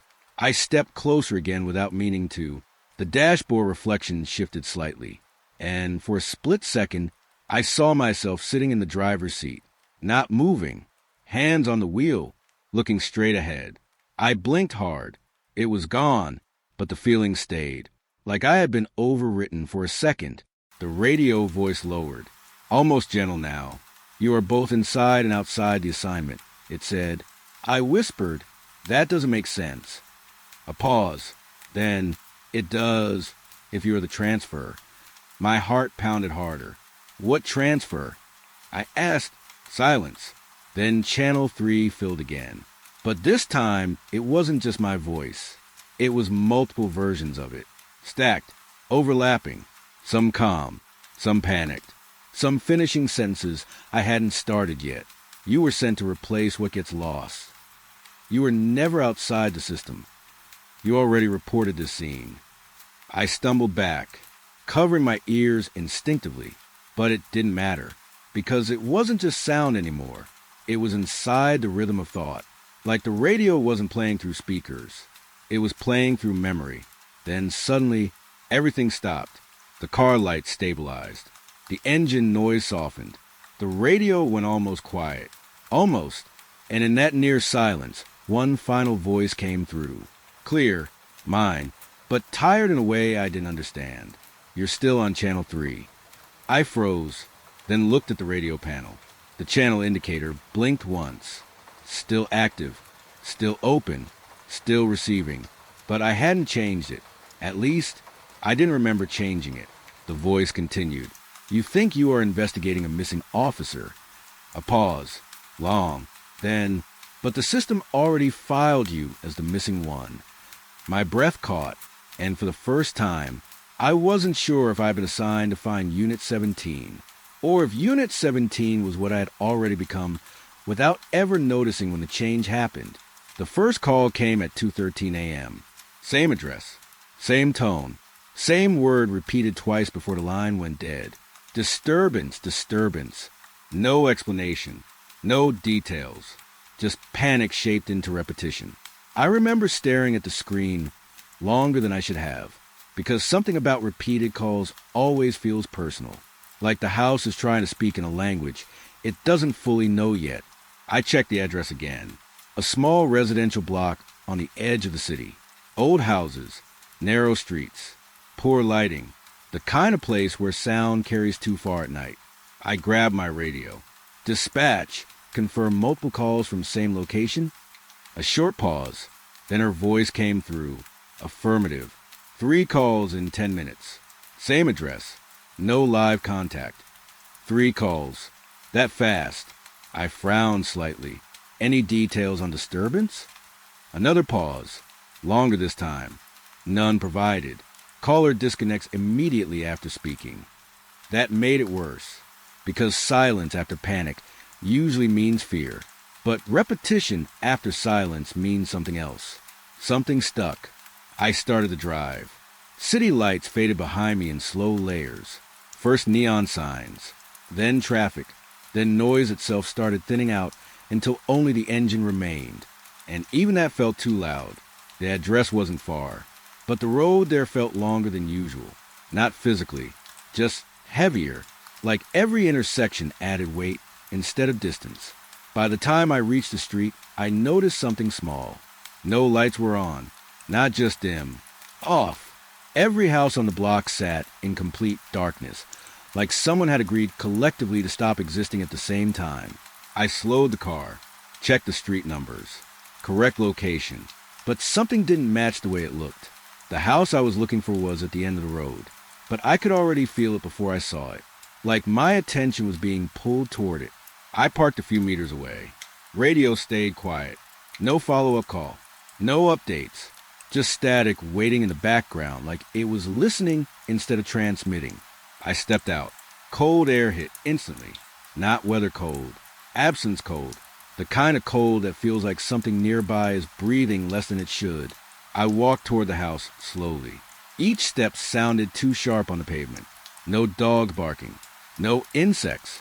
Not even wind. Just my footsteps and the faint hum of distant electricity that didn't seem attached to anything visible. The house came into view. Small, 2-story, old paint peeling slightly on the walls.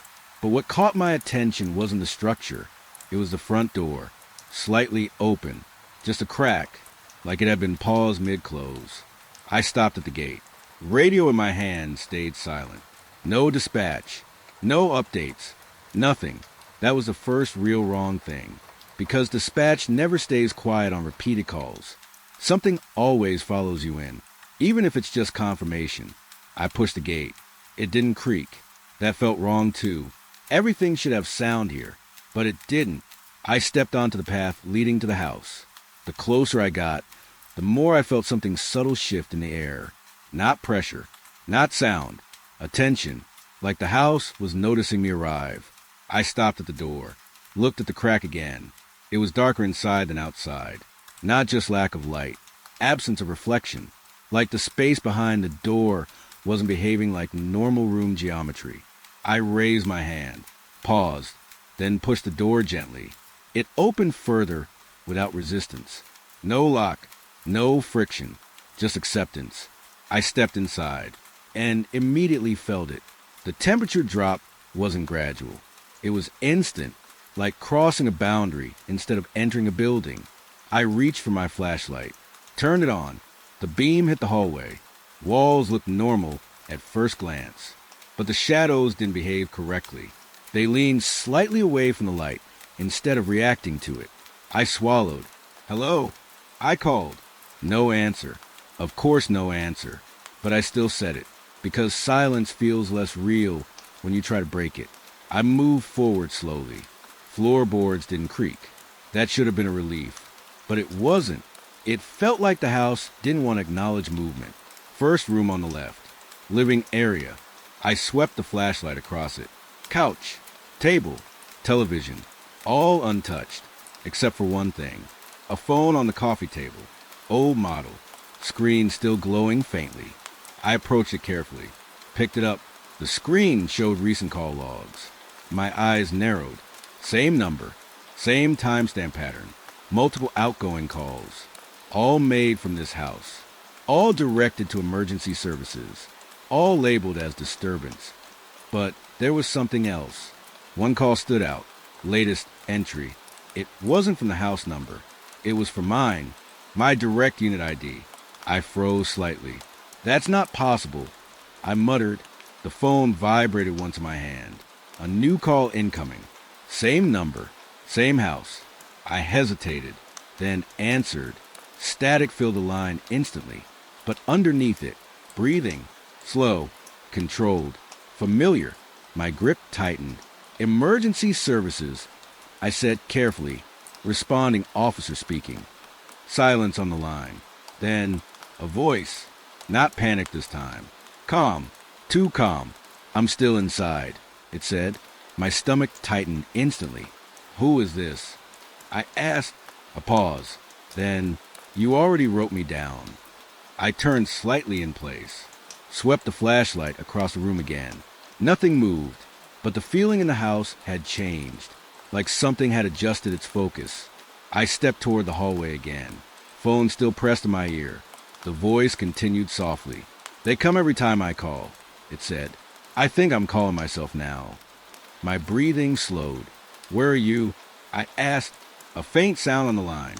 Not laughter, not crying, just awareness. I'm where you stand, it replied. I stopped moving completely. The hallway suddenly felt longer than before, not physically changing, just refusing to end. The flashlight beam flickered once, then stabilized, and for a brief second, I saw something at the far end, a figure, standing still, facing me. But when I blinked, it was gone. The phone line crackled again, and the voice spoke one last time before the signal degraded. They said the disturbance ends when someone arrives. A pause, then softer, but I don't know who arrived first. The line dropped.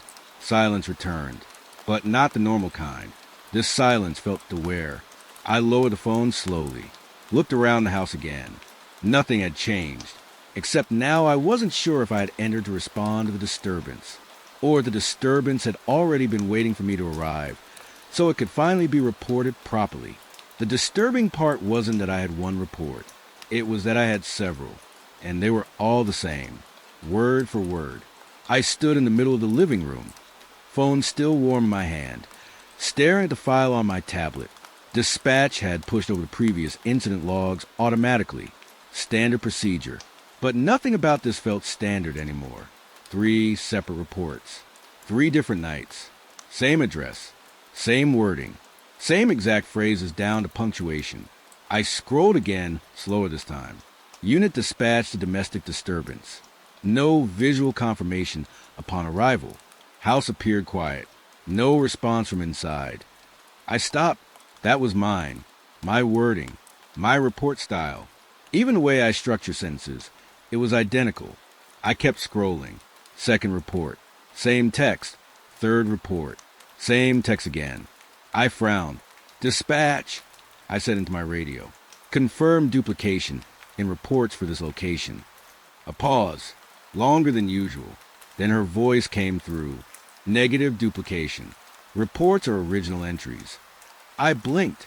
Original? I repeated. Yes, she said. All entries are time-stamped separately. I looked at the timestamps. She was right. They were different. Different nights. Different hours.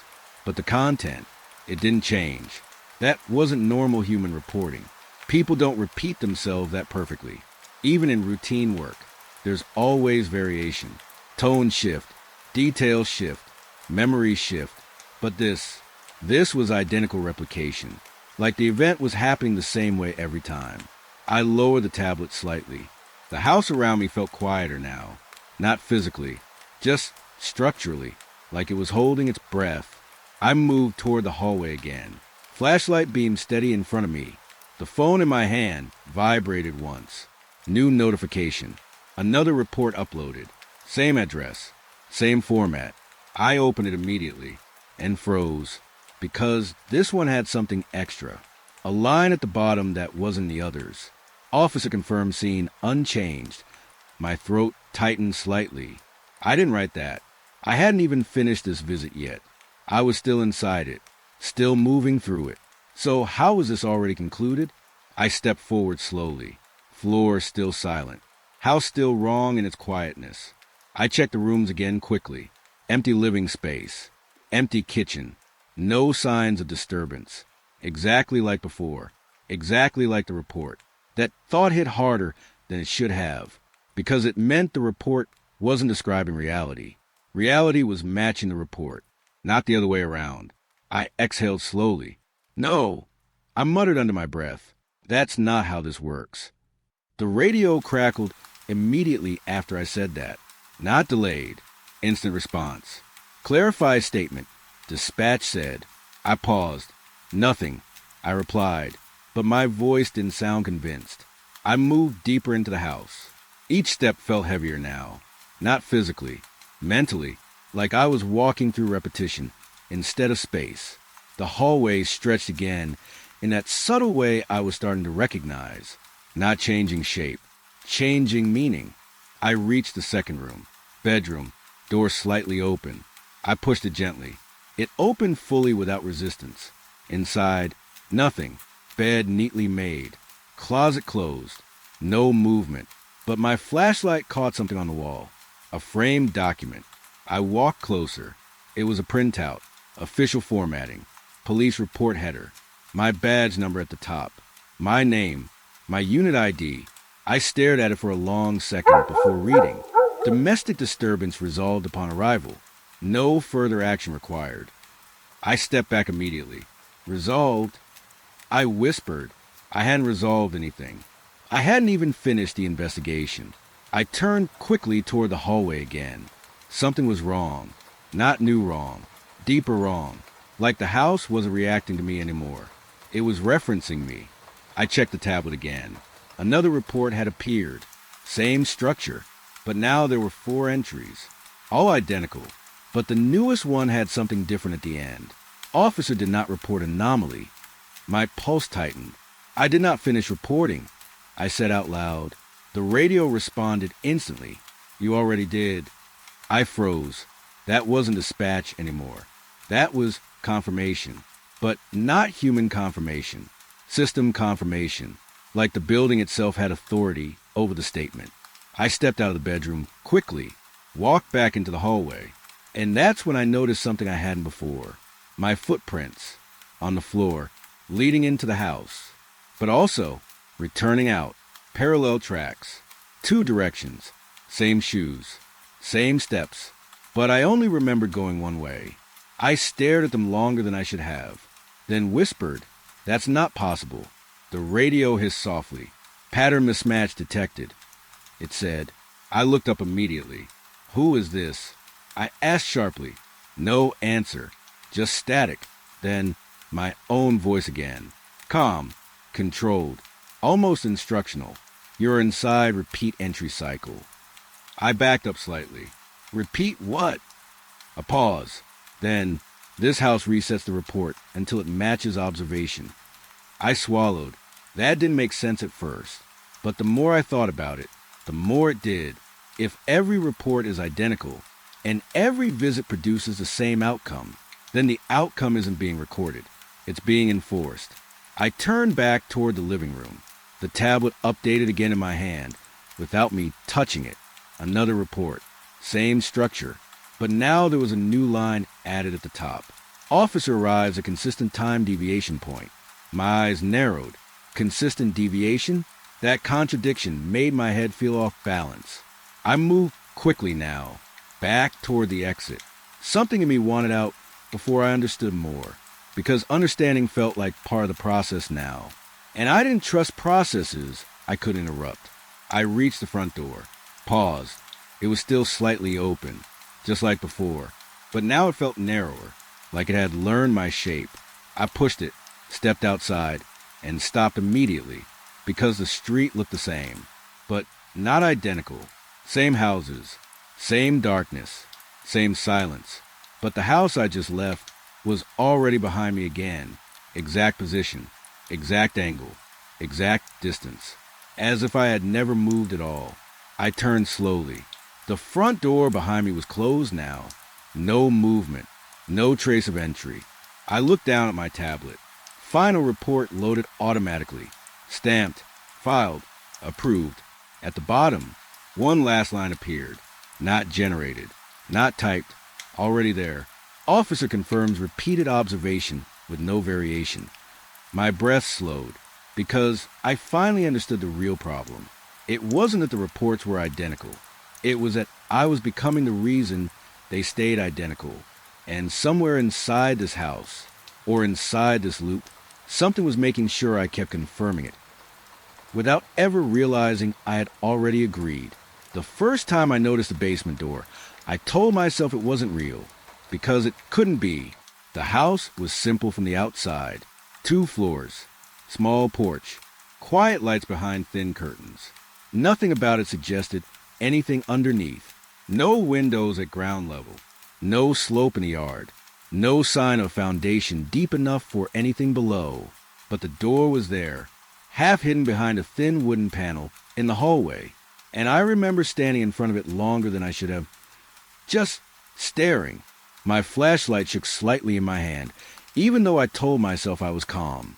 Behind me, the radio stayed quiet for a moment. That silence felt wrong, like even it was waiting. I pressed the panel lightly. It moved, not locked, not stuck, just waiting. I don't know why I expected resistance. Maybe I wanted it to be locked. Maybe I wanted a reason to walk away.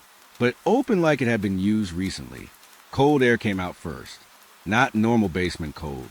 This was different. Drier. Sharper. Like the air had been stored somewhere and forgotten. And underneath that, something else. A faint smell I couldn't place at first.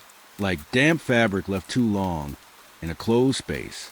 But mixed with something metallic. Old. I shined my light inside. The stairs were there. Wooden. Narrow. Going down too far for what the house should allow. That was the first moment I felt it. The wrongness. Because space doesn't lie like that.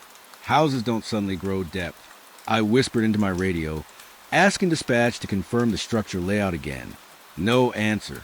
Just static. Then something else. A click, like someone had picked up a line. I froze instantly. Dispatch. I said, nothing, but I didn't hang up. Something about that connection felt important. Like if I broke it, I'd lose more than just communication. I stepped onto the first stair. It creaked under my weight, slow and tired, like it hadn't been used in years, even though everything else told me it had. Second step. Third. The light from above started shrinking fast, like the doorway was getting farther away instead of me going down. I remember thinking that didn't make sense. Then I stopped thinking altogether, because I heard something below me, breathing, not loud, not dramatic, just steady, like someone was already down there, waiting and trying not to be heard. I pointed my flashlight down. The beam cut through darkness, but it didn't reach a floor, just more stairs, more depth. That's when I heard my own voice on the radio. Clear, too clear. Unit 17 entering basement structure. I stopped so fast my boot hit the wood hard. I hadn't said that. I hadn't transmitted anything. But the radio didn't care. It continued. Officer proceeding downward. No resistance.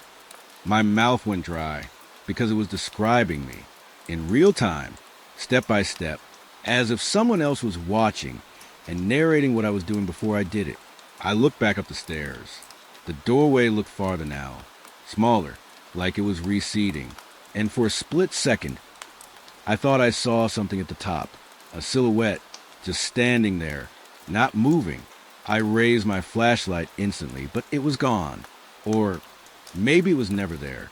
The radio crackled again, and then I heard it, breathing, not from below this time, from the radio itself, right inside my ear. Slow, close, human, too close. I backed down another step without meaning to, though it groaned again, and that's when the second voice came through.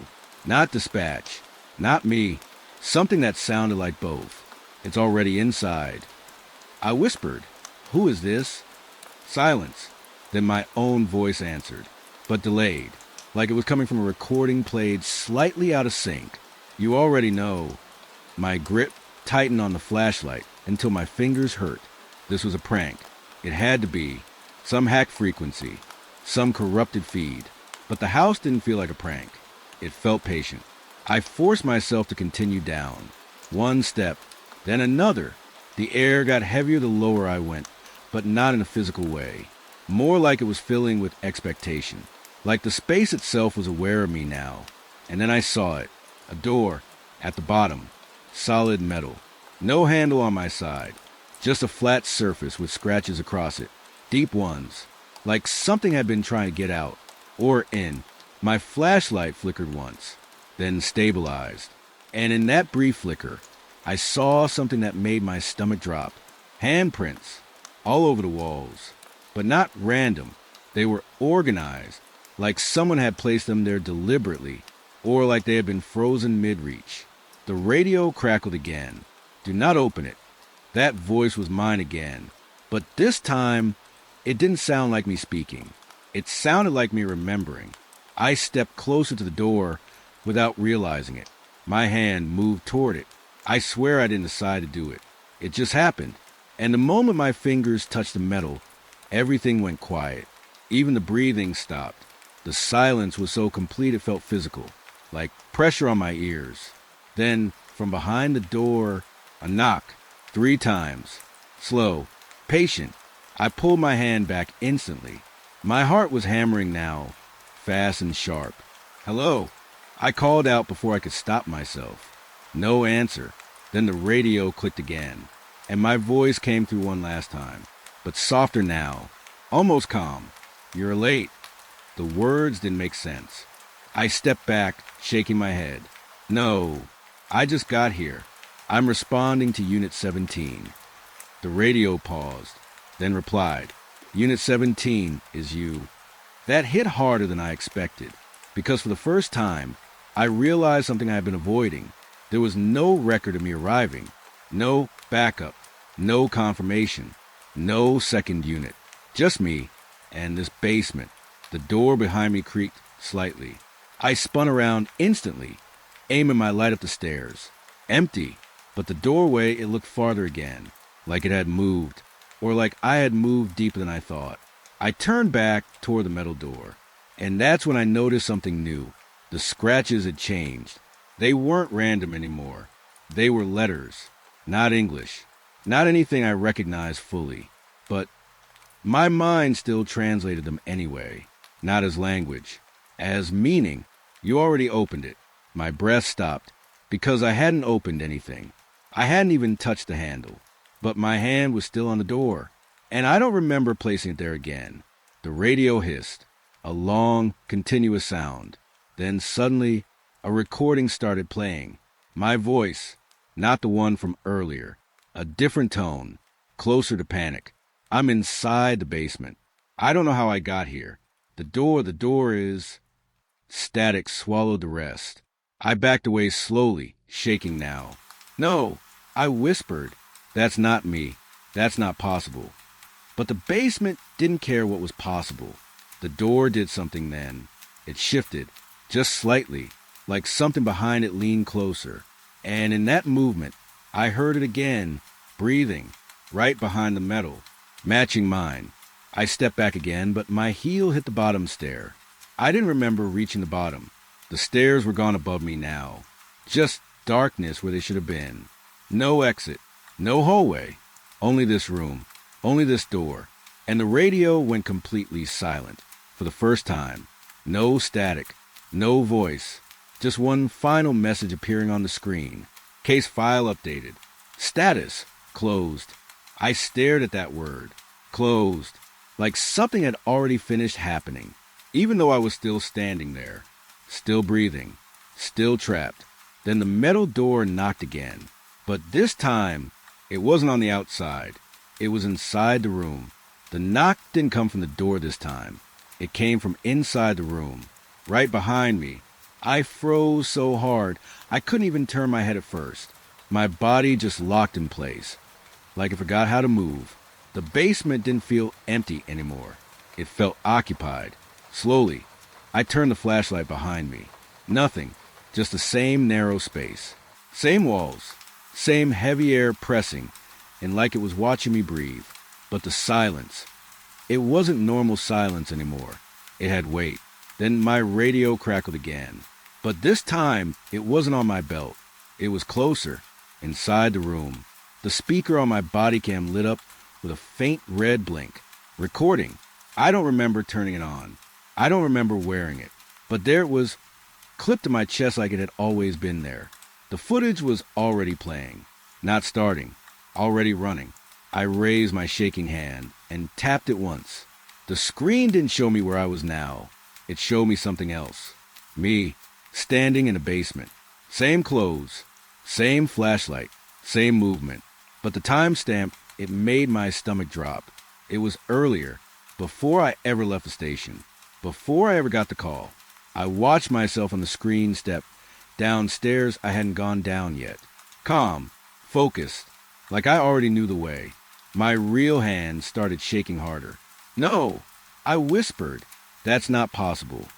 But the footage didn't care what was possible. It kept playing. Me on screen reached the door. The same metal door I was standing near right now. And in the recording, I placed my hand on it, just like I had done minutes ago. Except in the video, I didn't hesitate. I didn't react. I opened it. My breath stopped completely. Because I hadn't done that yet. Not here. Not now. But on the screen. I was already inside. The camera angle shifted slightly, like it was mounted on my chest. The door opened, and the darkness behind it wasn't empty. Something stood there, not clearly shaped, not fully visible, but close enough to feel wrong. The audio from the body cam picked up a sound. Breathing. Slow. Patient. Too close to the microphone. Then my recorded voice spoke. Calm. Controlled. I'm already inside. I backed away in real life instantly, hitting the wall behind me. No.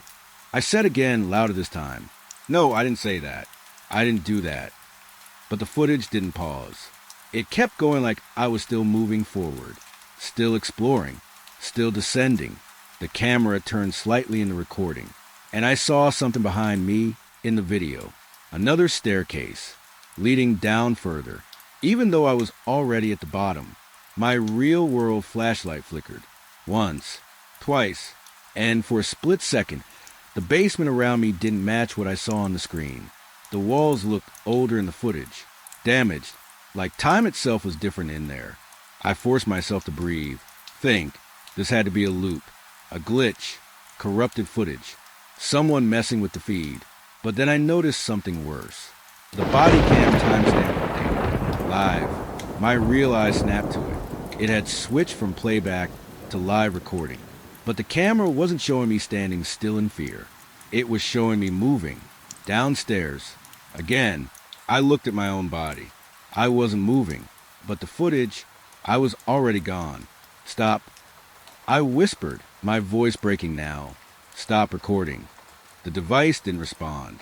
Instead, I heard something through it, my own breathing. But it wasn't synced with me. It was ahead of me, like I was being recorded from the future, or the past, or somewhere that didn't understand time the way I did. The flashlight in my hand dimmed again, and when it brightened, I saw something I didn't want to see. Footprints on the floor, fresh, leading away from me, not toward the door, not toward safety, deeper into the basement. I hadn't made them. I would have remembered. I think my throat tightened as I followed them with my light. Each step looked like mine. Same boot pattern, same pressure, same direction. But I wasn't the one who placed them there. The body cam footage suddenly cut to a close-up of the door again. And this time, it showed something I hadn't noticed before. A small label beside it. K-17, completed entry. My stomach turned. Completed entry. Not attempted. Not in progress. Completed. I looked at the real door in front of me. It didn't have a label. It didn't even look like it belonged anywhere. It looked like it had been placed here after the fact, like someone had built reality around it. The radio hissed again, and a new voice came through. Not mine this time. Not dispatch. Just something flat. Clinical. Officer confirmed inside structure. I shook my head violently. No, I'm not inside anything. I'm still here. But even as I said it, I wasn't sure which ear I meant anymore. The body cam footage shifted again.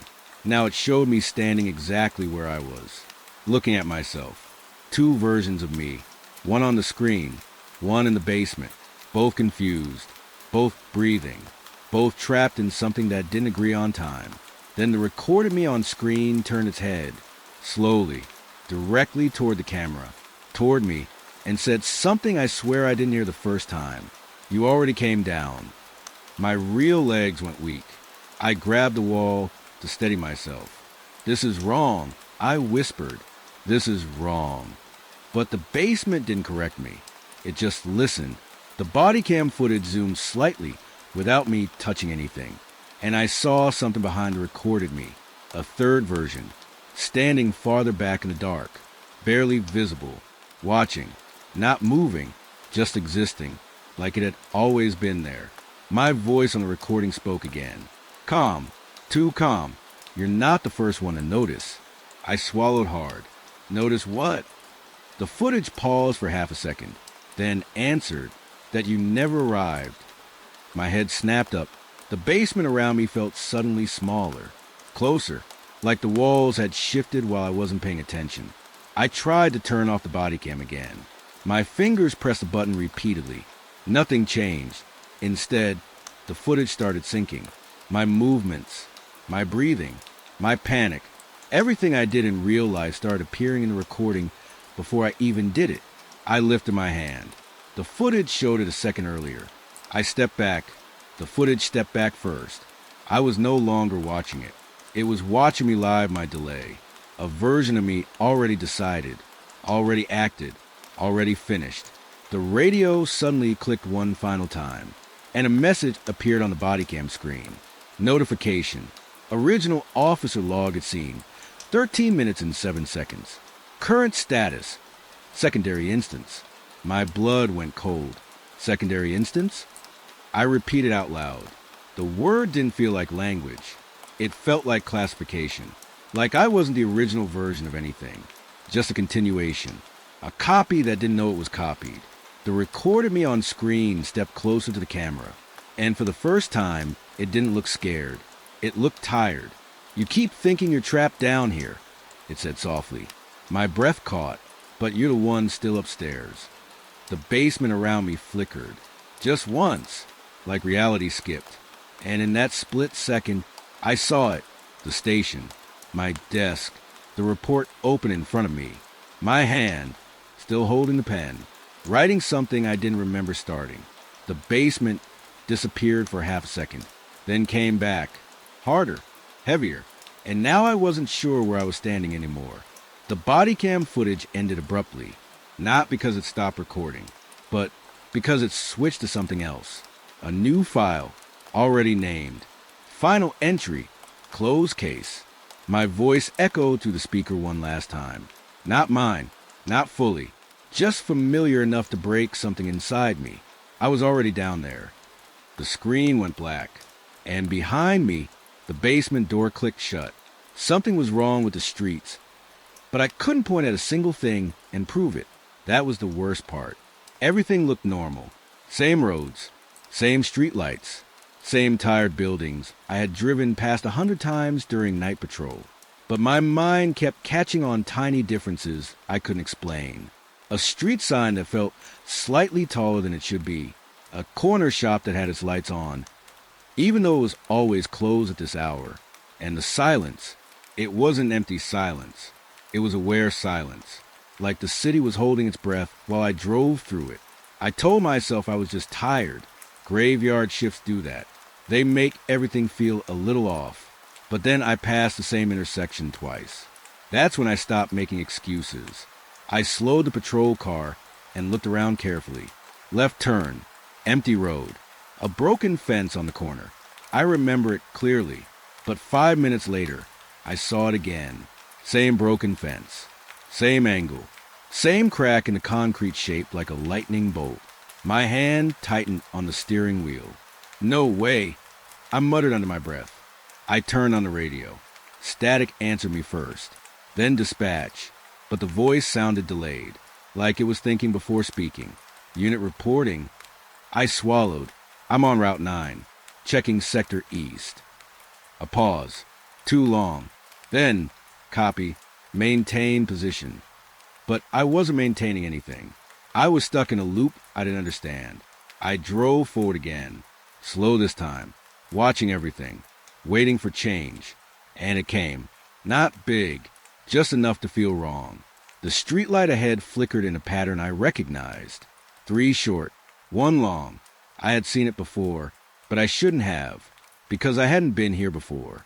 I checked my GPS. The screen glitched for half a second, then refreshed. Same road name, same coordinates, but the distance marker didn't move. I kept driving. Still nothing changed. The same street repeated itself like a scratch record. Fence, streetlight, empty sidewalk, broken mailbox. Again and again. My throat felt dry now. This is not possible, I said out loud, but the city didn't argue. It just kept repeating itself. That's when I noticed the first real difference. A figure standing on the sidewalk, still, watching, too far to see clearly, but close enough to feel wrong. I slowed down. The figure didn't move, didn't react, just stood there like it had always been part of the street. I reached for the radio. Dispatch! I've got a pedestrian on Route 9. Need confirmation if there's any. Static cut me off mid-sentence. The figure tilted its head slightly, just slightly, like it was listening. I felt something tighten in my chest. Then I blinked, and it was gone. No footsteps, no movement away. Just gone. I stopped the car. Looked left, right, forward. Nothing. The street was empty again. But the feeling didn't leave. It got worse, because now I knew something had been there. Even if I couldn't prove it, I continued driving, trying to break the loop, turning earlier, taking different exits. But every choice led back to the same road, same fence, same streetlight, same broken mailbox. The city wasn't changing. It was correcting me, like I was the one making mistakes. My radio crackled again, but this time it wasn't dispatch. It was my own voice. Calm, too calm. Unit is off route. I froze. What? I said instantly. That's not me. But the radio didn't respond. Instead, my voice came again. Closer now. Return to assigned path. I slammed the brakes. The tires screeched slightly against the road. No, I whispered. No, I'm on the assigned route. I'm exactly where I'm supposed to be. But even as I said it, I wasn't sure anymore, because the road ahead suddenly didn't look familiar. It looked identical, but not mine. That's the only way I can explain it. Like someone rebuilt it wrong. The streetlight pattern changed again. Now it blinked in a rhythm that felt like counting. 1, 2, 3, pause.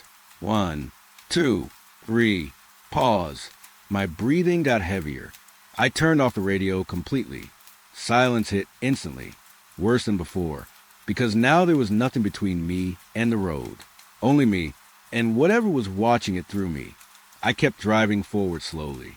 Not because I wanted to, because stopping felt worse. Then I saw it again. The fence. Same crack, same position. But something new was carved into it. Letters. Fresh, like they had been scratched recently. I stopped the car a second time, rolled the window down slightly, and shined my flashlight. The words were simple. You already passed this. My stomach dropped. I looked ahead.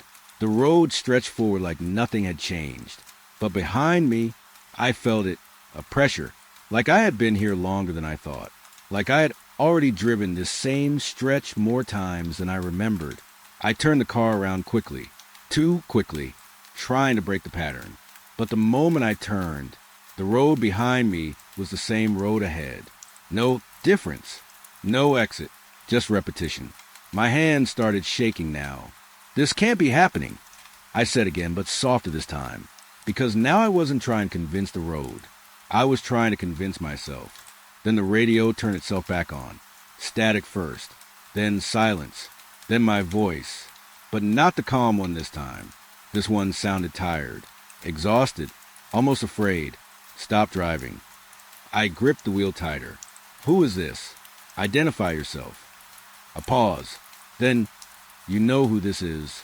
My chest tightened. No, I said quickly. I don't recognize that voice. The radio responded instantly. You will... The streetlight ahead flickered again. But this time, it didn't return to normal. It stayed off, and in the darkness it created, I saw something standing in the middle of the road. Closer now. Too close. Not fully formed. Just a shape shaped like absence. Like something the world refused to describe properly. My foot pressed lightly on the brake, but the car kept rolling forward, slowly, like it didn't care what I wanted anymore. I tried steering away, but the wheel felt heavier, resistant, almost like the car had an opinion now. The figure in the road didn't move. It just waited, and then my radio spoke one last time. My voice again, but softer, almost like a memory. You're not circling the road. I swallowed hard. You're circling yourself. The car slowed to a stop on its own. I didn't press anything, didn't control anything. The world just paused. The figure outside stepped forward once, just one step. And that's when I finally understood the pattern wasn't in the street. It was in me, because no matter how many times I drove forward, I was always ending up in the same place. Same night, same silence, same road that refused to let me leave. And as I sat there staring at it, the headlights flickered again, and the figure outside raised its head slightly, like it finally recognized me too, not as a stranger, but as something that had already been here, more than once. They shouldn't have been there. That was the first thing that hit me. A man standing under the flickering streetlight at 2:13 a.m., wearing a full police uniform, but not ours, not any department I recognized. No badge number on record, no radio ID, nothing. And when I slowed the patrol car, he looked right at me like he had been waiting. I checked the system again. The route was clear. No assigned units in that zone. No backup. No civilians reported either. But he was real. I saw his breath in the cold air. I saw the way his hand rested on his belt like he belonged there. Then my radio cracked. A voice came through, soft and broken. Unit 17, do you copy? I froze. Unit 17 was missing. No response for hours. That was why I was sent in the first place. But the voice wasn't dispatch. It sounded closer. Too close. Like it was inside the car. I looked at the dashboard speaker. The green light was on, but I hadn't keyed the mic. The man outside stepped closer to the patrol car, and I noticed something worse. He looked exactly like me.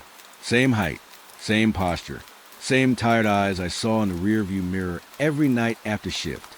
My grip tightened on the steering wheel without me telling it to. I told myself it was stress. Graveyard shifts do that. You start seeing patterns where there aren't any. But then another figure appeared behind him.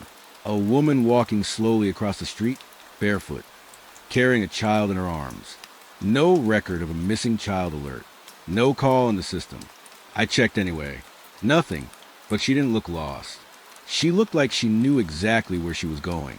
And worse, she didn't react to the police car at all. Like we weren't even part of her world. I stepped out. That was my first mistake.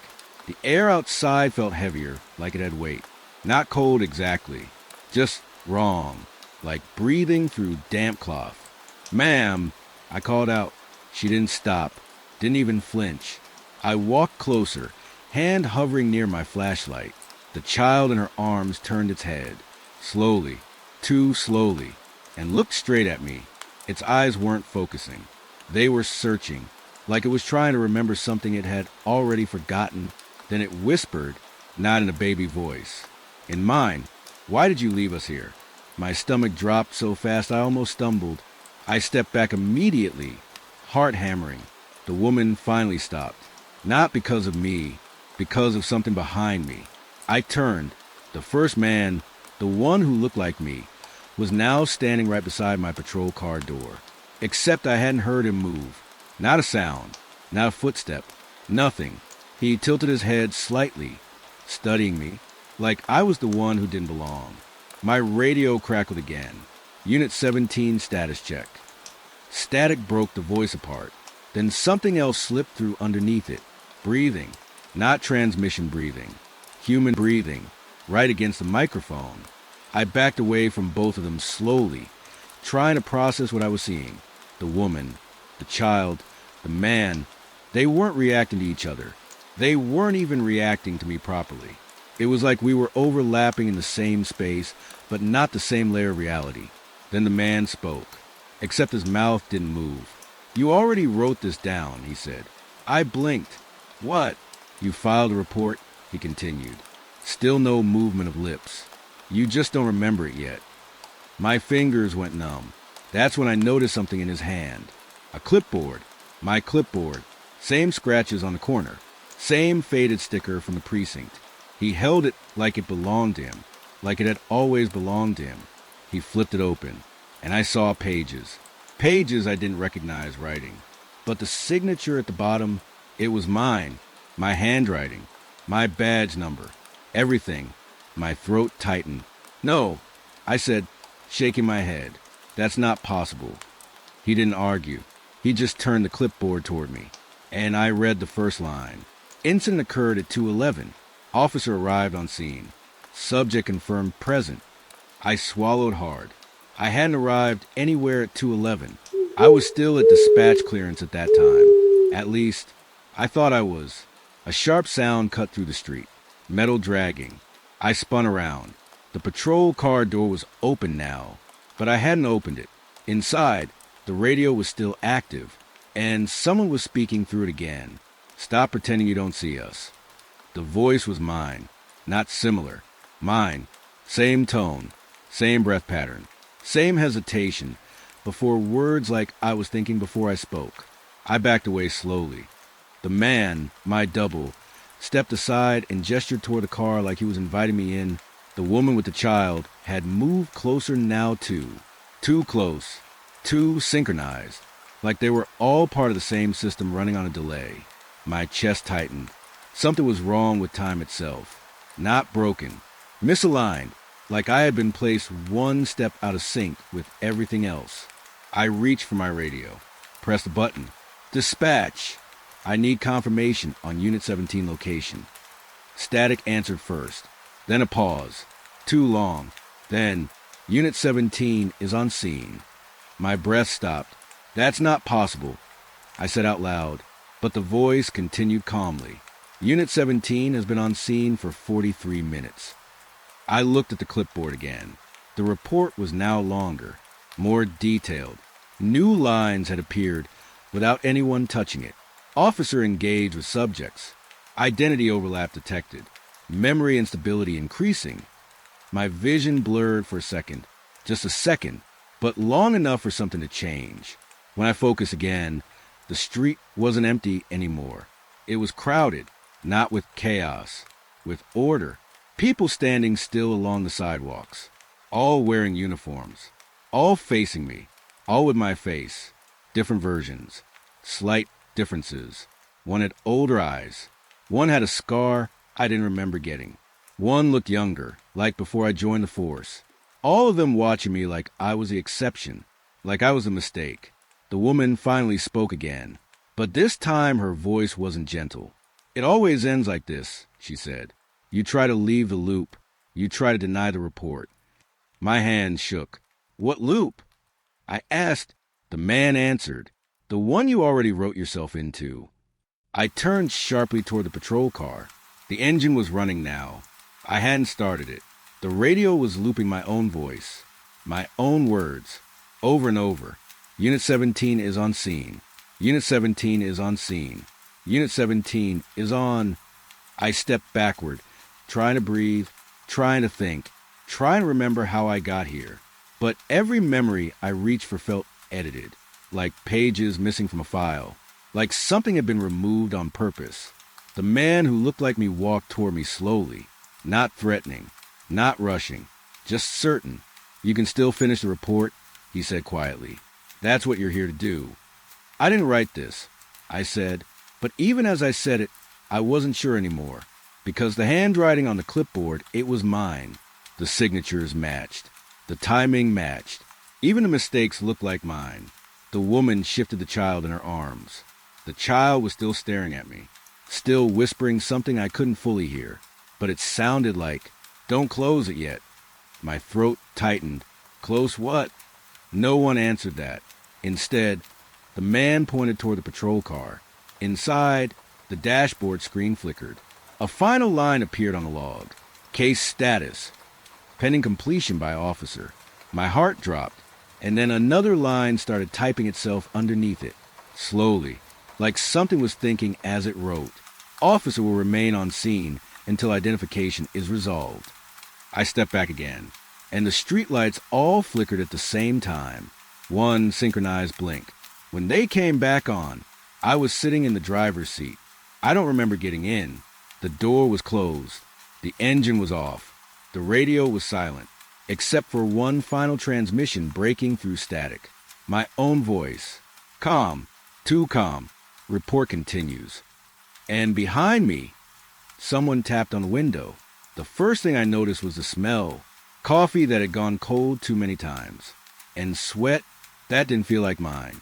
My radio was still on, but I wasn't hearing dispatch anymore. Just a low, looping whisper of my own voice saying the same sentence again and again. Report continues, report continues. I reached for the clock on the dashboard. It said 3:17, same as it was before or after. I couldn't tell anymore. My fingers hovered over the log button, but my hand felt heavy, like I had been holding it in the same position for too long. That's when I saw the shift log on the screen. My name, officer ID, mine, status, active 72 hours. I blinked. No, that's wrong. I closed the screen and opened it again. Same thing, active 72 hours. I laughed once, but it came out dry, wrong. Like my throat forgot how. I didn't work 72 hours. I said out loud. My own voice didn't sound confident anymore. It sounded recorded, like it had already been used somewhere else. Outside the car window, the street looked normal again. Too normal. No people standing in the distance. No doubles. No civilians that didn't belong. Just empty road and flickering streetlights. But that was worse, because now it felt like everything was pretending nothing had happened. My radio crackled. Not static this time. A clear voice. Officer, confirmed status. I grabbed it immediately. This is Unit. I stopped. My throat tightened. Unit what? I looked at the badge clipped to my vest. The number looked familiar, but I couldn't remember being assigned it. I continued anyway. This is Unit 17. I think. Silence. Then the voice came back. Calm. Too calm. Unit 17 has already been relieved. My stomach dropped. No, I said quickly. I haven't been relieved. I'm still on shift. A pause. Long enough to feel like someone was deciding something about me. Then, no active shift found for officer ID. I stared at the dashboard. The screen flickered, then updated again. Now it read, officer status, unassigned. My hands went cold. That didn't make sense. You don't just become unassigned in the middle of a shift. I tried to open the patrol log. It was empty, completely empty. Not erased, not deleted, just never written. But I remembered writing it. I remembered stopping at the broken intersection. I remembered the woman, the child, the man who looked like me. I remember, no, something inside my head resisted that thought, like it didn't want to go any further back. My breathing got heavier. I pressed the radio again. Dispatch, confirm last 24 hours activity on Unit 17. Static, then a softer voice answered. Not dispatch, not system, mine. You already checked that, it said. I froze. The radio continued, and you already saw the answer. I pulled the radio away from my mouth. My reflection in the dashboard glass looked tired, older, not physically, not really, just more used, like something had been wearing me for longer than I remembered. I looked at my hands. They were shaking slightly. I tried to remember when I last slept. Nothing came. Not a gap, not a blank, just nothing at all. Like sleep had never been part of my job. I opened the glove compartment. Inside were 3 shift logs, all filled out, all in my handwriting, all dated different days. But every single one had the same ending line. Shift continues. My throat went dry. I flipped through them faster. Same incidents, same streets, same patrol notes, same signatures, but slightly different wording each time, like I was correcting myself across versions of the same night. I closed it quickly. My pulse was loud in my ears now. Too loud that I noticed something outside. A patrol car, parked ahead. Same model as mine. Same flickering light pattern. Same scratches on the side door. I stepped out without thinking. My legs moved before I decided. That was new. Or maybe not new. Maybe I just noticed it now. The other car's engine was off, but the lights were still on. Inside, someone was sitting in the driver's seat, head down, like they were writing something. I approached slowly. Every step felt like I was walking into a memory I hadn't finished yet. The closer I got, the more familiar it felt. Not the car, not the place, the feeling. That sinking awareness that something was repeating just slightly wrong. I reached the window and stopped. The officer inside lifted his head. It was me, but not me from earlier. Not the version I see in mirrors. This one looked further along, tired in a deeper way, like he had stopped fighting it. He rolled down the window slowly.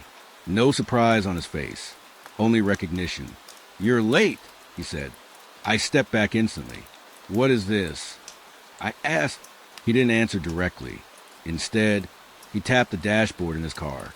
On his screen, I saw the same log, same entries, same badge number, same shift status. Active 96 hours. My chest tightened. "That's not possible," I said.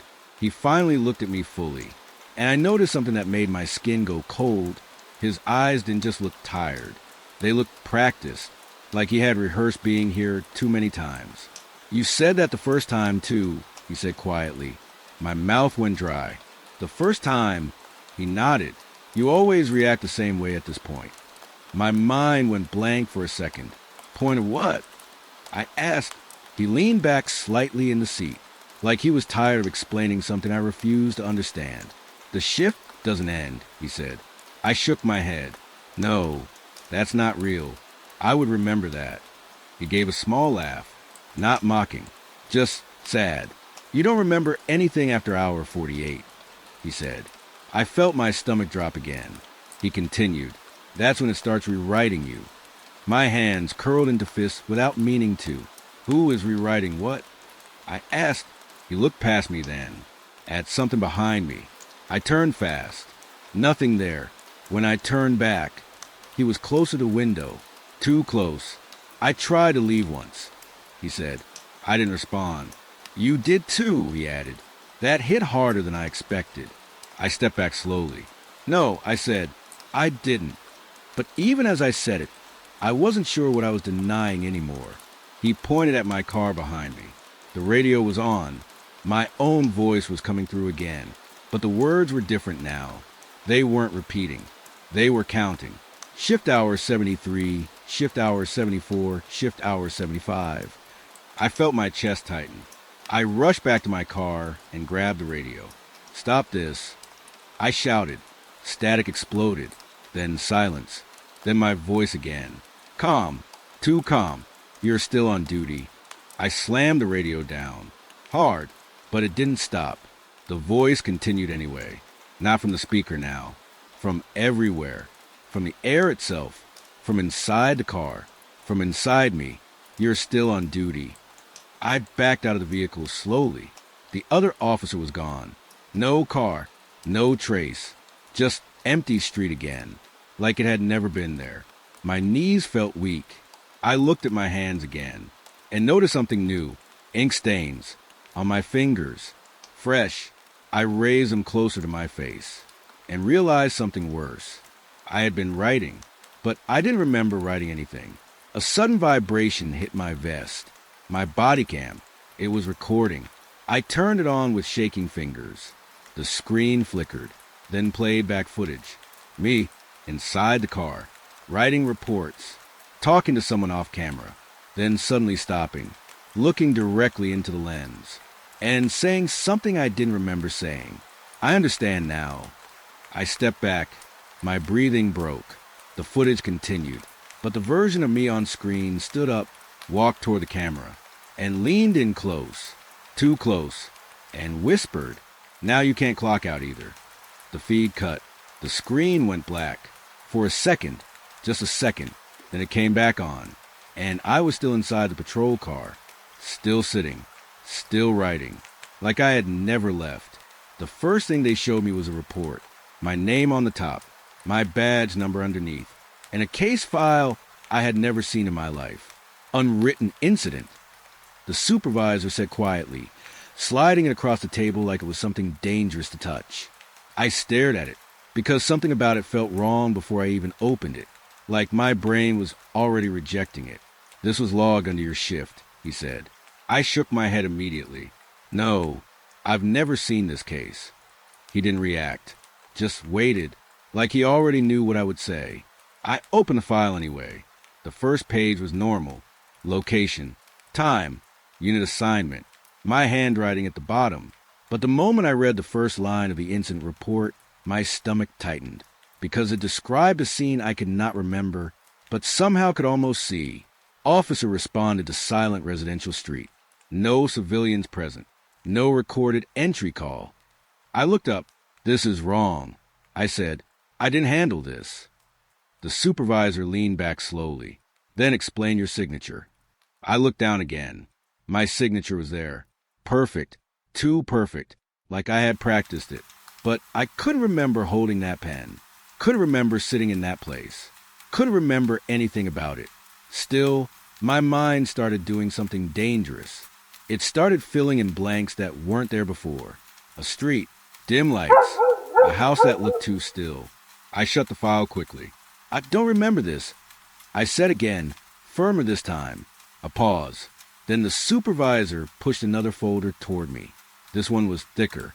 He didn't speak. Just watched me open it. Inside were more reports. All under my name. All different dates.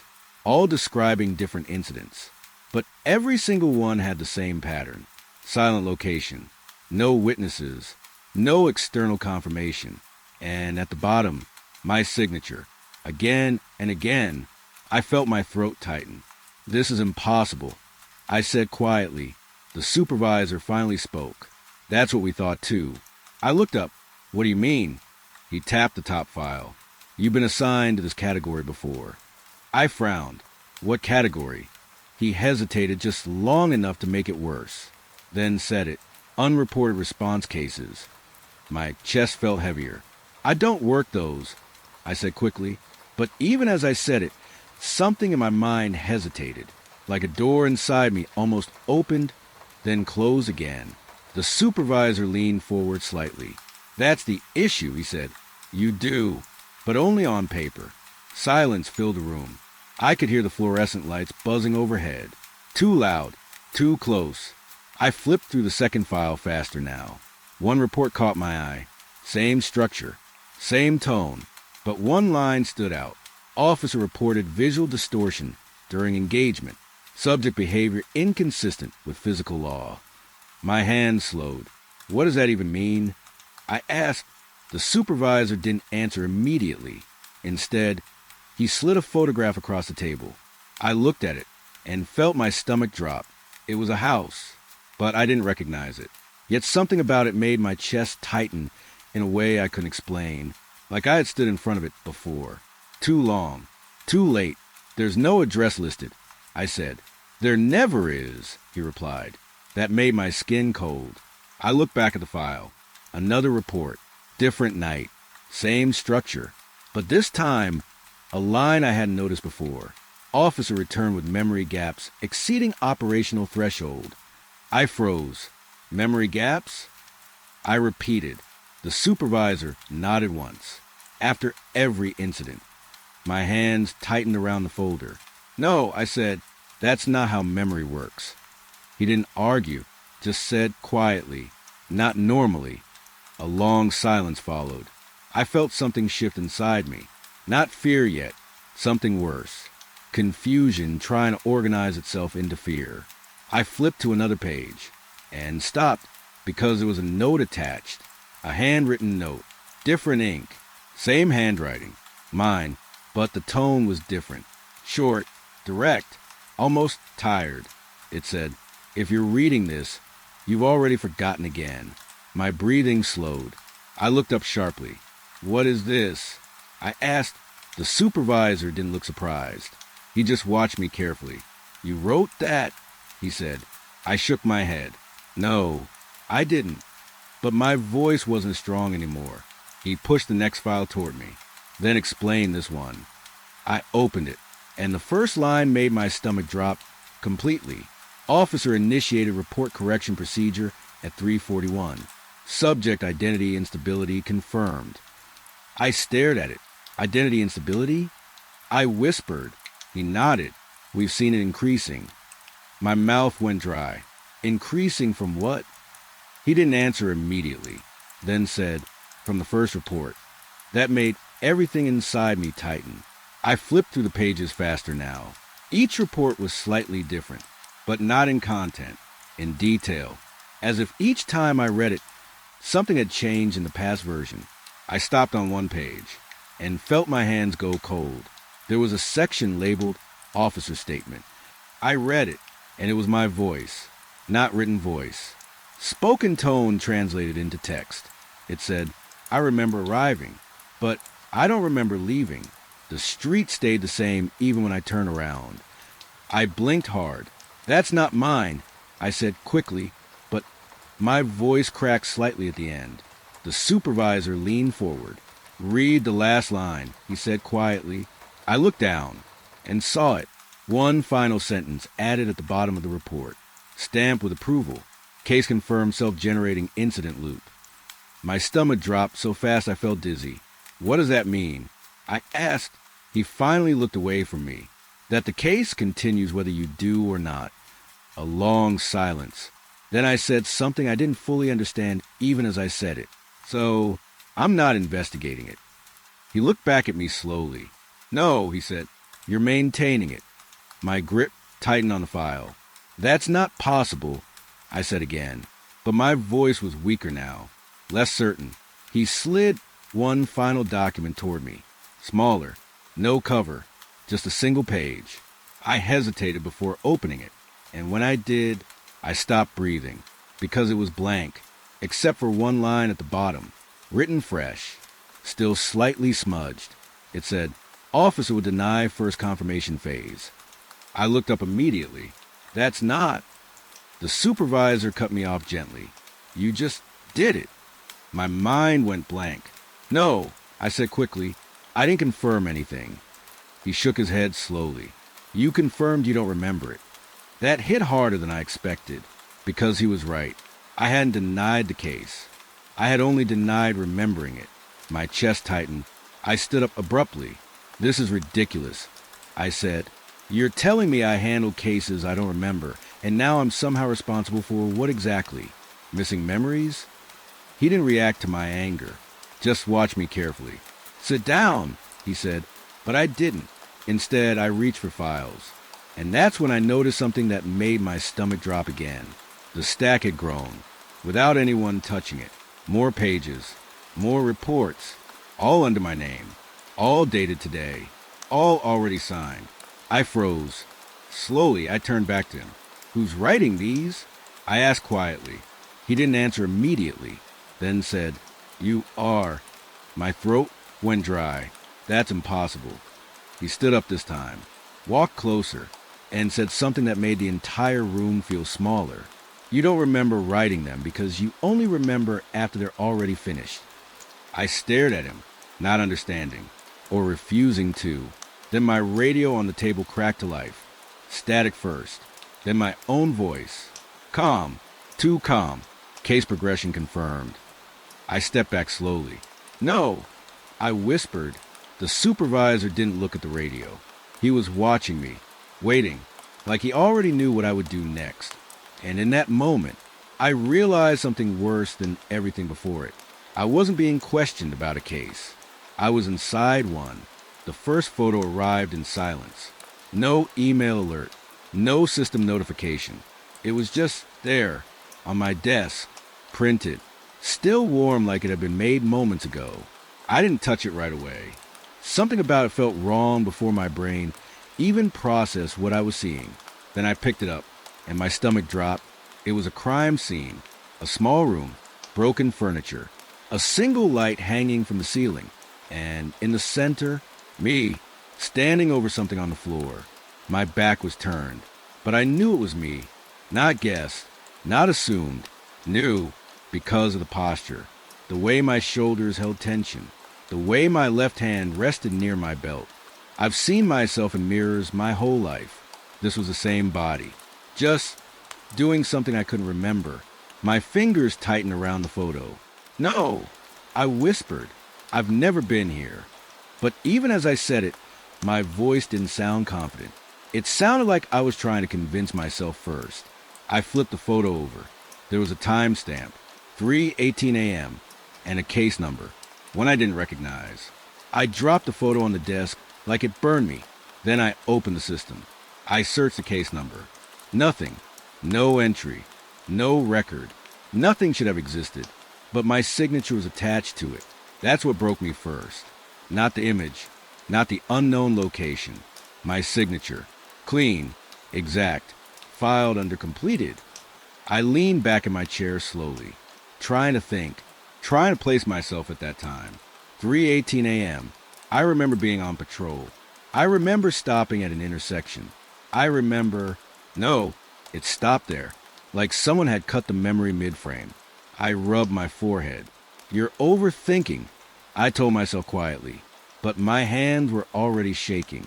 Then the printer behind me clicked. Once, then again. I turned. No one had said anything, but the machine was printing anyway. Page after page slid out, slow, deliberate, like something on the other side knew I was watching. I stood up slowly and walked over. My boots sounded too loud in the room. Each step felt delayed, like the floor was reacting late. I reached the printer and pulled the papers out. More reports. Same format, same structure, all under my name, all with timestamps I didn't remember living through. I flipped through them fast. Crime scenes, interviews, evidence logs, all written in my handwriting, but not my memory. Then I saw something that made my breath catch. A line repeated in every report. Not at the start, not at the end. In the middle, like a hidden instruction. Officer confirmed presence it seemed prior to arrival. I stopped reading. My throat tightened. That doesn't make sense, I said out loud, but no one answered because no one else was in the room. I went back to my desk and sat down slowly. My mind was trying to build a logical explanation. Forgery, system glitch, internal corruption, but none of it held because the evidence wasn't external. It was me, my handwriting, my signature, my decisions. I opened my drawer next. Inside were my personal logs, small notebooks I kept during night shifts. I flipped the first one open. Empty. Second one. Empty. Third one. Not empty. My heart dropped before I even read it, because the handwriting inside wasn't different. It was mine, but the tone wasn't. Shorter, stricter, like someone trying to write as little as possible. The first line said, "If you're reading this, you already lost the timeline again." I froze. My fingers went numb. "No," I said quietly. "I didn't write this." But even as I said it, I knew I was lying to myself. I turned the page. Another entry, different date, same handwriting. Do not trust printed evidence. It arrives after you act, not before. My breathing slowed. That sentence didn't feel like information. It felt like a warning I had forgotten how to obey. I flipped again and stopped. There was a sketch, a crude drawing of a room, crime scene markers, and in the center, a figure labeled me, standing over another version of me. My chest tightened hard. I closed the notebook quickly, too quickly, like I was afraid it would keep talking. My radio on the desk suddenly crackled. I jumped slightly, then grabbed it. "Dispatch," I said quickly, static first. Then a voice came through, mine, but older, tired in a way I hadn't felt yet. "You're checking the files again," it said. I froze. "Who is this?" I asked. A pause. Then, "You already know." I felt my grip tighten. "No, I don't." Another pause. Then the voice softened, almost like it was disappointed. "Look at the photo again." I hesitated, then picked it up. I stared at it longer this time, trying to ignore the feeling in my chest, trying to see it like evidence, not memory. And that's when I noticed something new. On the floor in the photo, there were markings, case tags, But they weren't random. They formed a circle around me, like I was not investigating the scene. I was part of it. My throat tightened. "What is this?" I whispered. The radio responded instantly. "You've been inside the loop longer than you think." I stepped back. "No," I said firmly. I would remember that. A soft laugh came through the speaker. Not mocking, just exhausted. "You never remember the middle," it said. My stomach dropped. The middle. I looked at the reports again. All of them had gaps. Not missing pages. Not redactions. Just missing continuity. Like something was always happening between documented moments. Something I wasn't allowed to retain. I pressed the radio again. "Where am I right now?" I asked. Silence. Then, still at the scene, I looked around the room. Empty. Station lights humming. Desk. Files. Everything normal. But it didn't feel normal anymore. It felt staged. Like I was placed here after something already happened. My pulse quickened. I stood up and walked to the station window. Outside, the parking lot was empty, except for one thing. My patrol car. Parked. Engine off. Lights on. I stared at it for a long moment, because I knew I hadn't driven it here. At least, I didn't remember doing it. My radio crackled again. "You've seen enough to hesitate," the voice said. I swallowed hard. "What happens if I stop?" I asked quietly. A pause. Longer this time. Then the voice answered. "You don't stop." My breath caught. "You reset." The word didn't make sense at first. Then it did. Slowly. Uncomfortably. Like a door opening in my mind that I didn't want to look through. I backed away from the window. "No," I said. "That's not real." But my reflection in the glass didn't agree. Because my reflection was still sitting at the desk. Writing. Even though I was standing. My body went cold. I turned instantly. The chair at my desk was empty. No movement. No writing. Nothing. I turned back to window. My reflection was normal again. Still standing. Still me. But watching me like I had done something wrong. My radio spoke one last time. Calm. Final. You're catching up to yourself.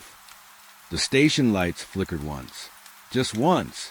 And in that single blink, I was back at my desk. Sitting. Writing. Like I had never stood up at all. The report was already open on my desk when I walked in. No login sound. No file request. No system notification. Just there. My name at the top. Printed clean. Like it had always belonged there. My hand stopped before I even touched it. The room felt wrong in a quiet way. Like the air was waiting for me to say something first. I looked around the station office. Empty. Lights buzzing low. Radios humming with nothing urgent.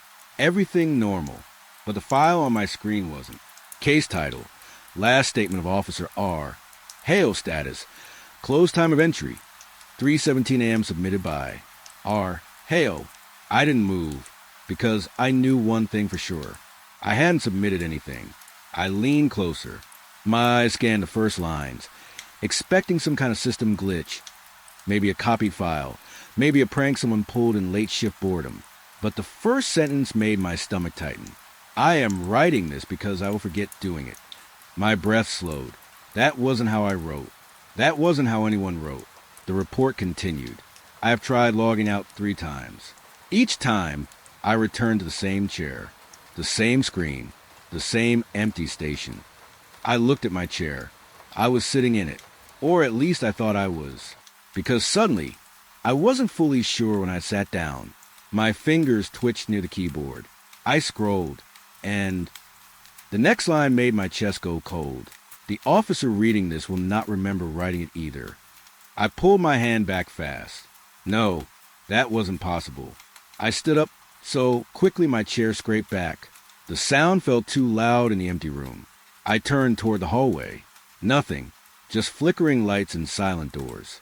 But behind me, the monitor kept glowing, like it was still watching me. I forced myself to look again. The report had more. I arrived at Unit 17's last known location at 2:41 a.m. The car was still running. The doors were open. The radio was repeating my own voice. My throat tightened. Unit 17. That was the missing officer case I was assigned to. But I never reached the site. At least, I don't think I did. I tried to remember the drive, the road, the sirens, anything. Nothing came. Just blank space where time should have been. The report continued. I entered the vehicle. I found my own body cam already recording. My stomach dropped. I grabbed the mouse and scrolled faster. The next section had images embedded. Grainy stills. A patrol car. Mine. Parked under a streetlight I didn't recognize.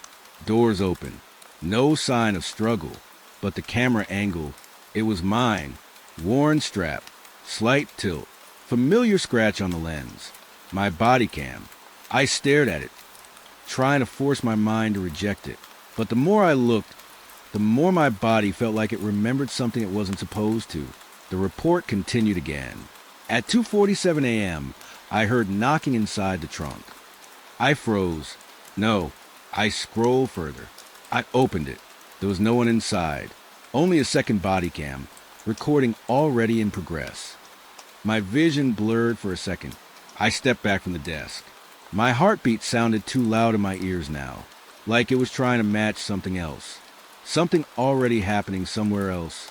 The office light flickered once. Just once, but it felt like a signal. I turned my head slowly. The hallway outside the office looked longer than before. That was the first thought I had. Longer, like it stretched more than it should. I blinked hard. When I looked again, the hallway was normal. I forced myself back to the screen. The report had changed. New lines were appearing in real time. I am currently sitting where you are sitting. I looked down. My chair felt colder. No, that's not possible. I stepped away again, heart racing now. But the report didn't stop.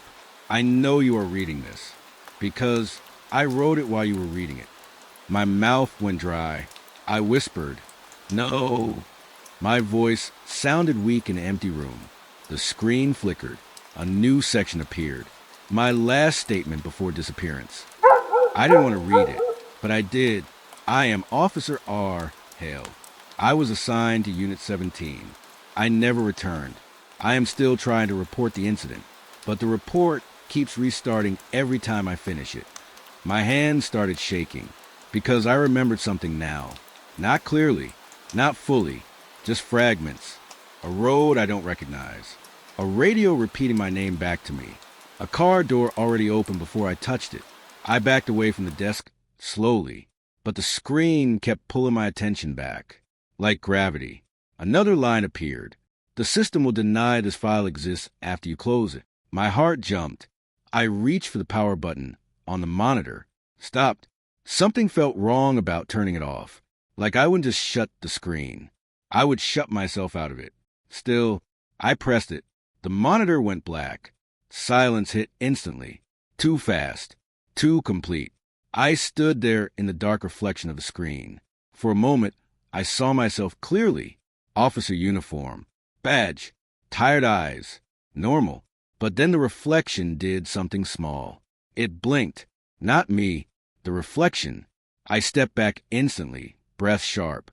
The monitor flickered back on by itself. The report reappeared. But now the text was different. Shorter. Final. You are now where I was when I wrote this. My legs went weak. I grabbed the edge of the desk.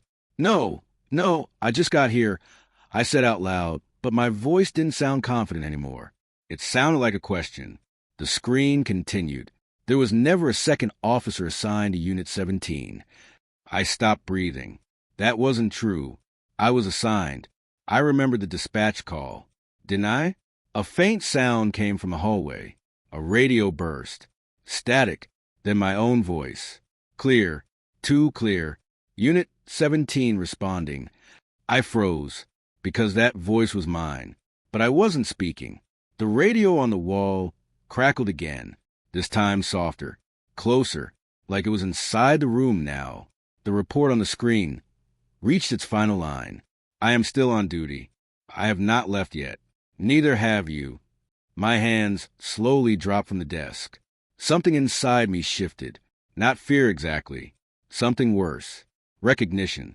Like I had read this before. Like I had written before. The lights in the station flickered again. Longer this time. When they came back, the office felt different. Smaller. The air heavier. The clock on the wall showed 3:17 a.m. Same as the report timestamp. But I remember being earlier. I think I tried to move toward the door. My foot stopped halfway because I heard it. A knock from inside the building. Not outside. Inside. Slow. Patient. 3 taps. Just like the report said. My breath stopped, and before I could turn, the radio behind me whispered my name again. This time, it wasn't static. It was clear, like someone standing right behind the speaker, waiting for me to answer. And for the first time, I wasn't sure if I was the one reading the report, or the one still trying to finish writing it.